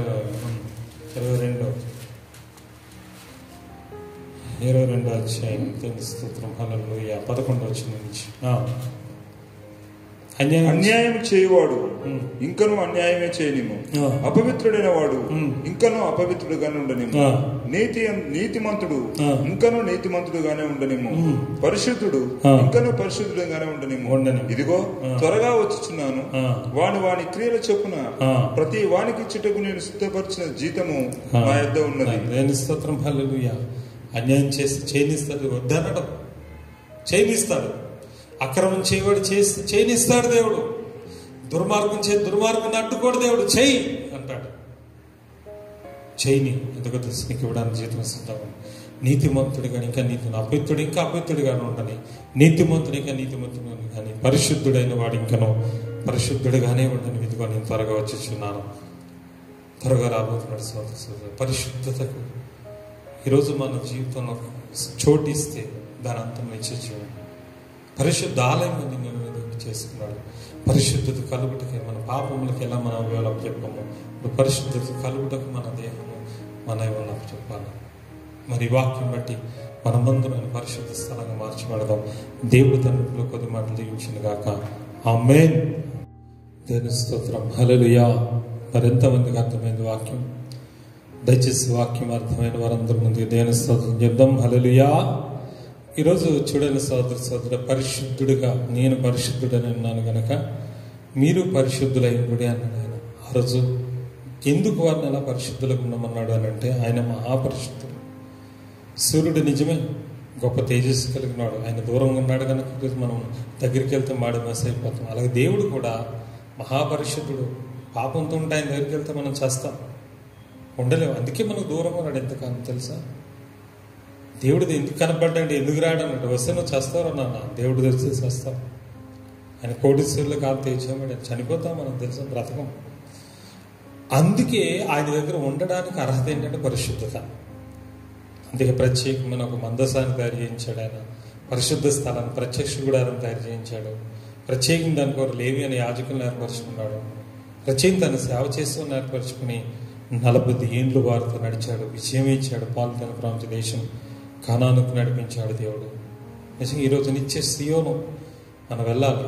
నిత్య కానాను పరిశుద్ధ పట్టణమైన ఆ యెరూషలేముకు వెళ్ళాలి. పరలోకపు యెరూషలేము ఉంది, భూమి మీద ఎలా యెరూషలేము ఉంది, పరలోకపు యెరూషలేము ఉంది. అందులో మనం ప్రవేశించాలంటే పరిశుద్ధులమై ఉండాలి, పరిశుద్ధత కలిగి ఉండాలి. అపరిశుద్ధత మన క్రియలు పెట్టో లేకపోతే మనకు మంచి క్రియలు పెట్టో రాలేదు.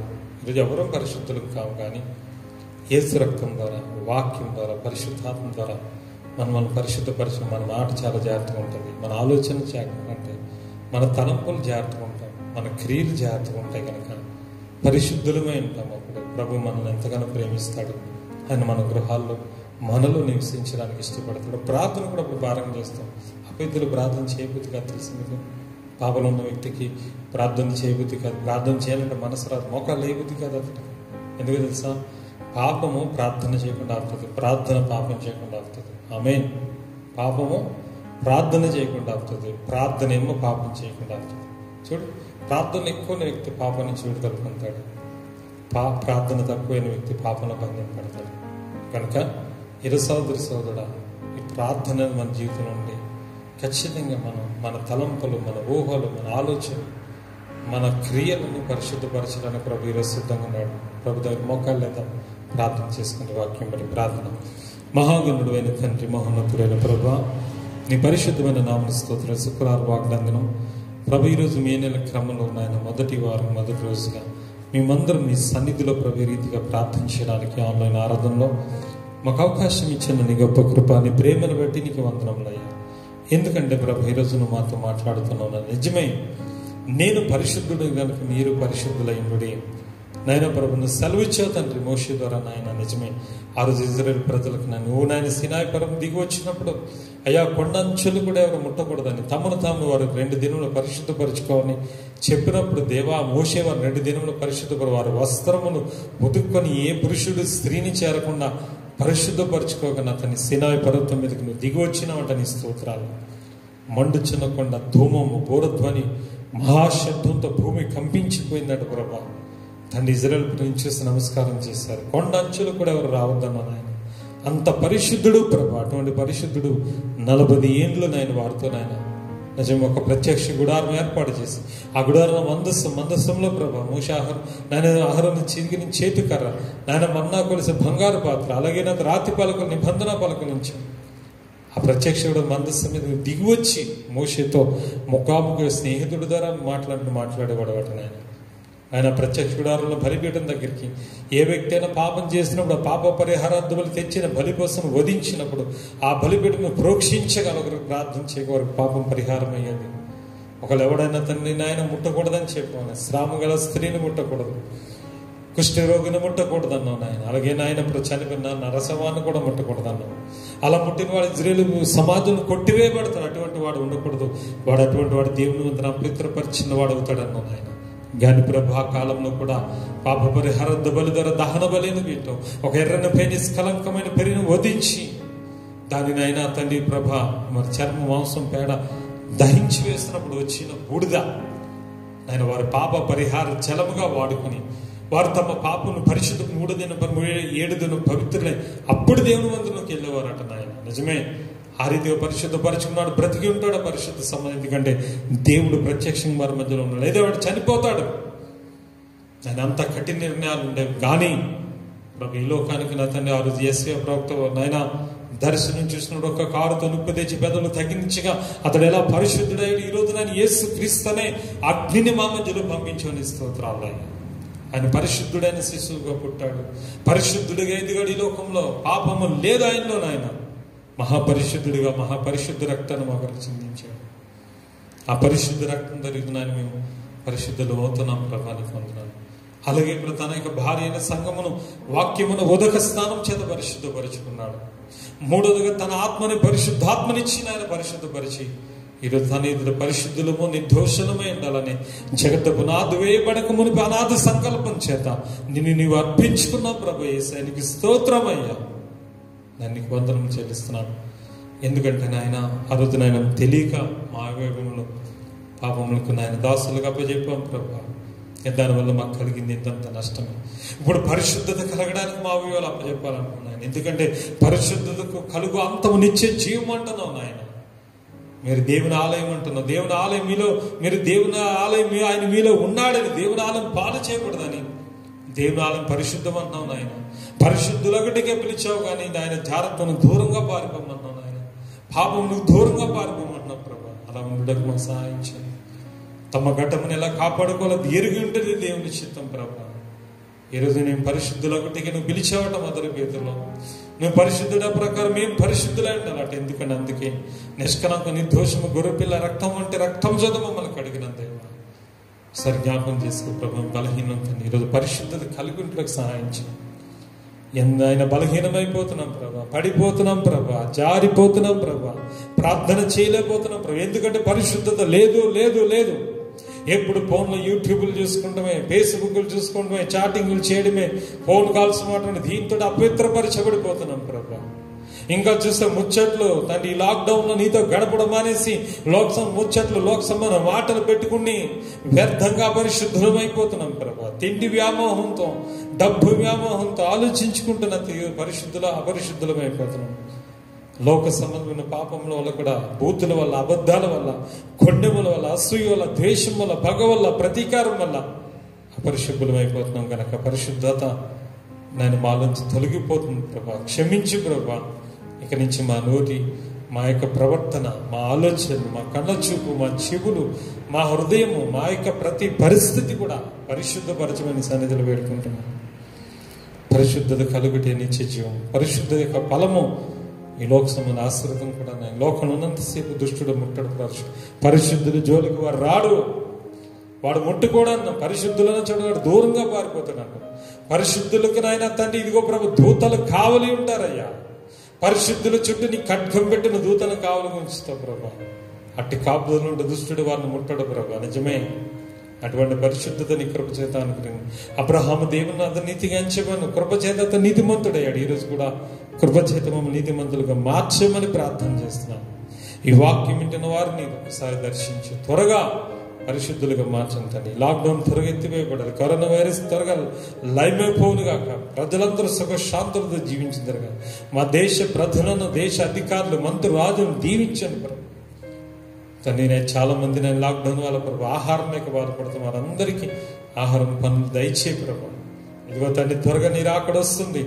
ఆ రోజు నేను పాపుల కొరకు వచ్చా కానీ పరిశుద్ధుల కొరకు రాబోతున్నావట నాయన. సహాయం చేసి మీ దాసుడైన తండ్రి మా దాసుడైన పాస్టర్ గారి ద్వారా ఈరోజు మంచి వాక్యం ఇచ్చి ఈ వాక్యం హృదయం నింపమని, వాక్య ప్రకారం జీవితం తెచ్చి పరలోకపు ప్రత్యక్షతలతో నింపమని నజరేయుడైన క్రీస్తు యేసునామమున మిక్కిలిగా బ్రతిమలాడి ప్రార్థించి వేడుకుంటున్నాను పరమ తండ్రి. ఆమేన్. యేసు రక్తమే జయం, సిలువ రక్తమే జయం, యేసు నామమున సంపూర్ణ విజయం కలుగును గాక. ఆమేన్. సమస్త మహిమ ఘనత ప్రభావములు తండ్రి కుమార పరిశుద్ధాత్మ కృతికున్న దేవతలు సదాకాలము చెందును గాక. ఆమేన్. తండ్రి అయిన దేవుని ప్రేమయు ప్రభునేసు క్రీస్తు వారి కృపయు రక్షణయు పరిశుద్ధాత్మ దేవుని సహాయం మోకరించిన మాకును సర్వలోకను బిరిబిడ్ల పిడలపడి సదాకాలము తోడే దీవించి ఆశీర్వదించిన గాక. ఆమేన్, ఆమేన్, ఆమేన్. God bless you. దేవుడు మేము దీవించిన గాక. ఆమేన్.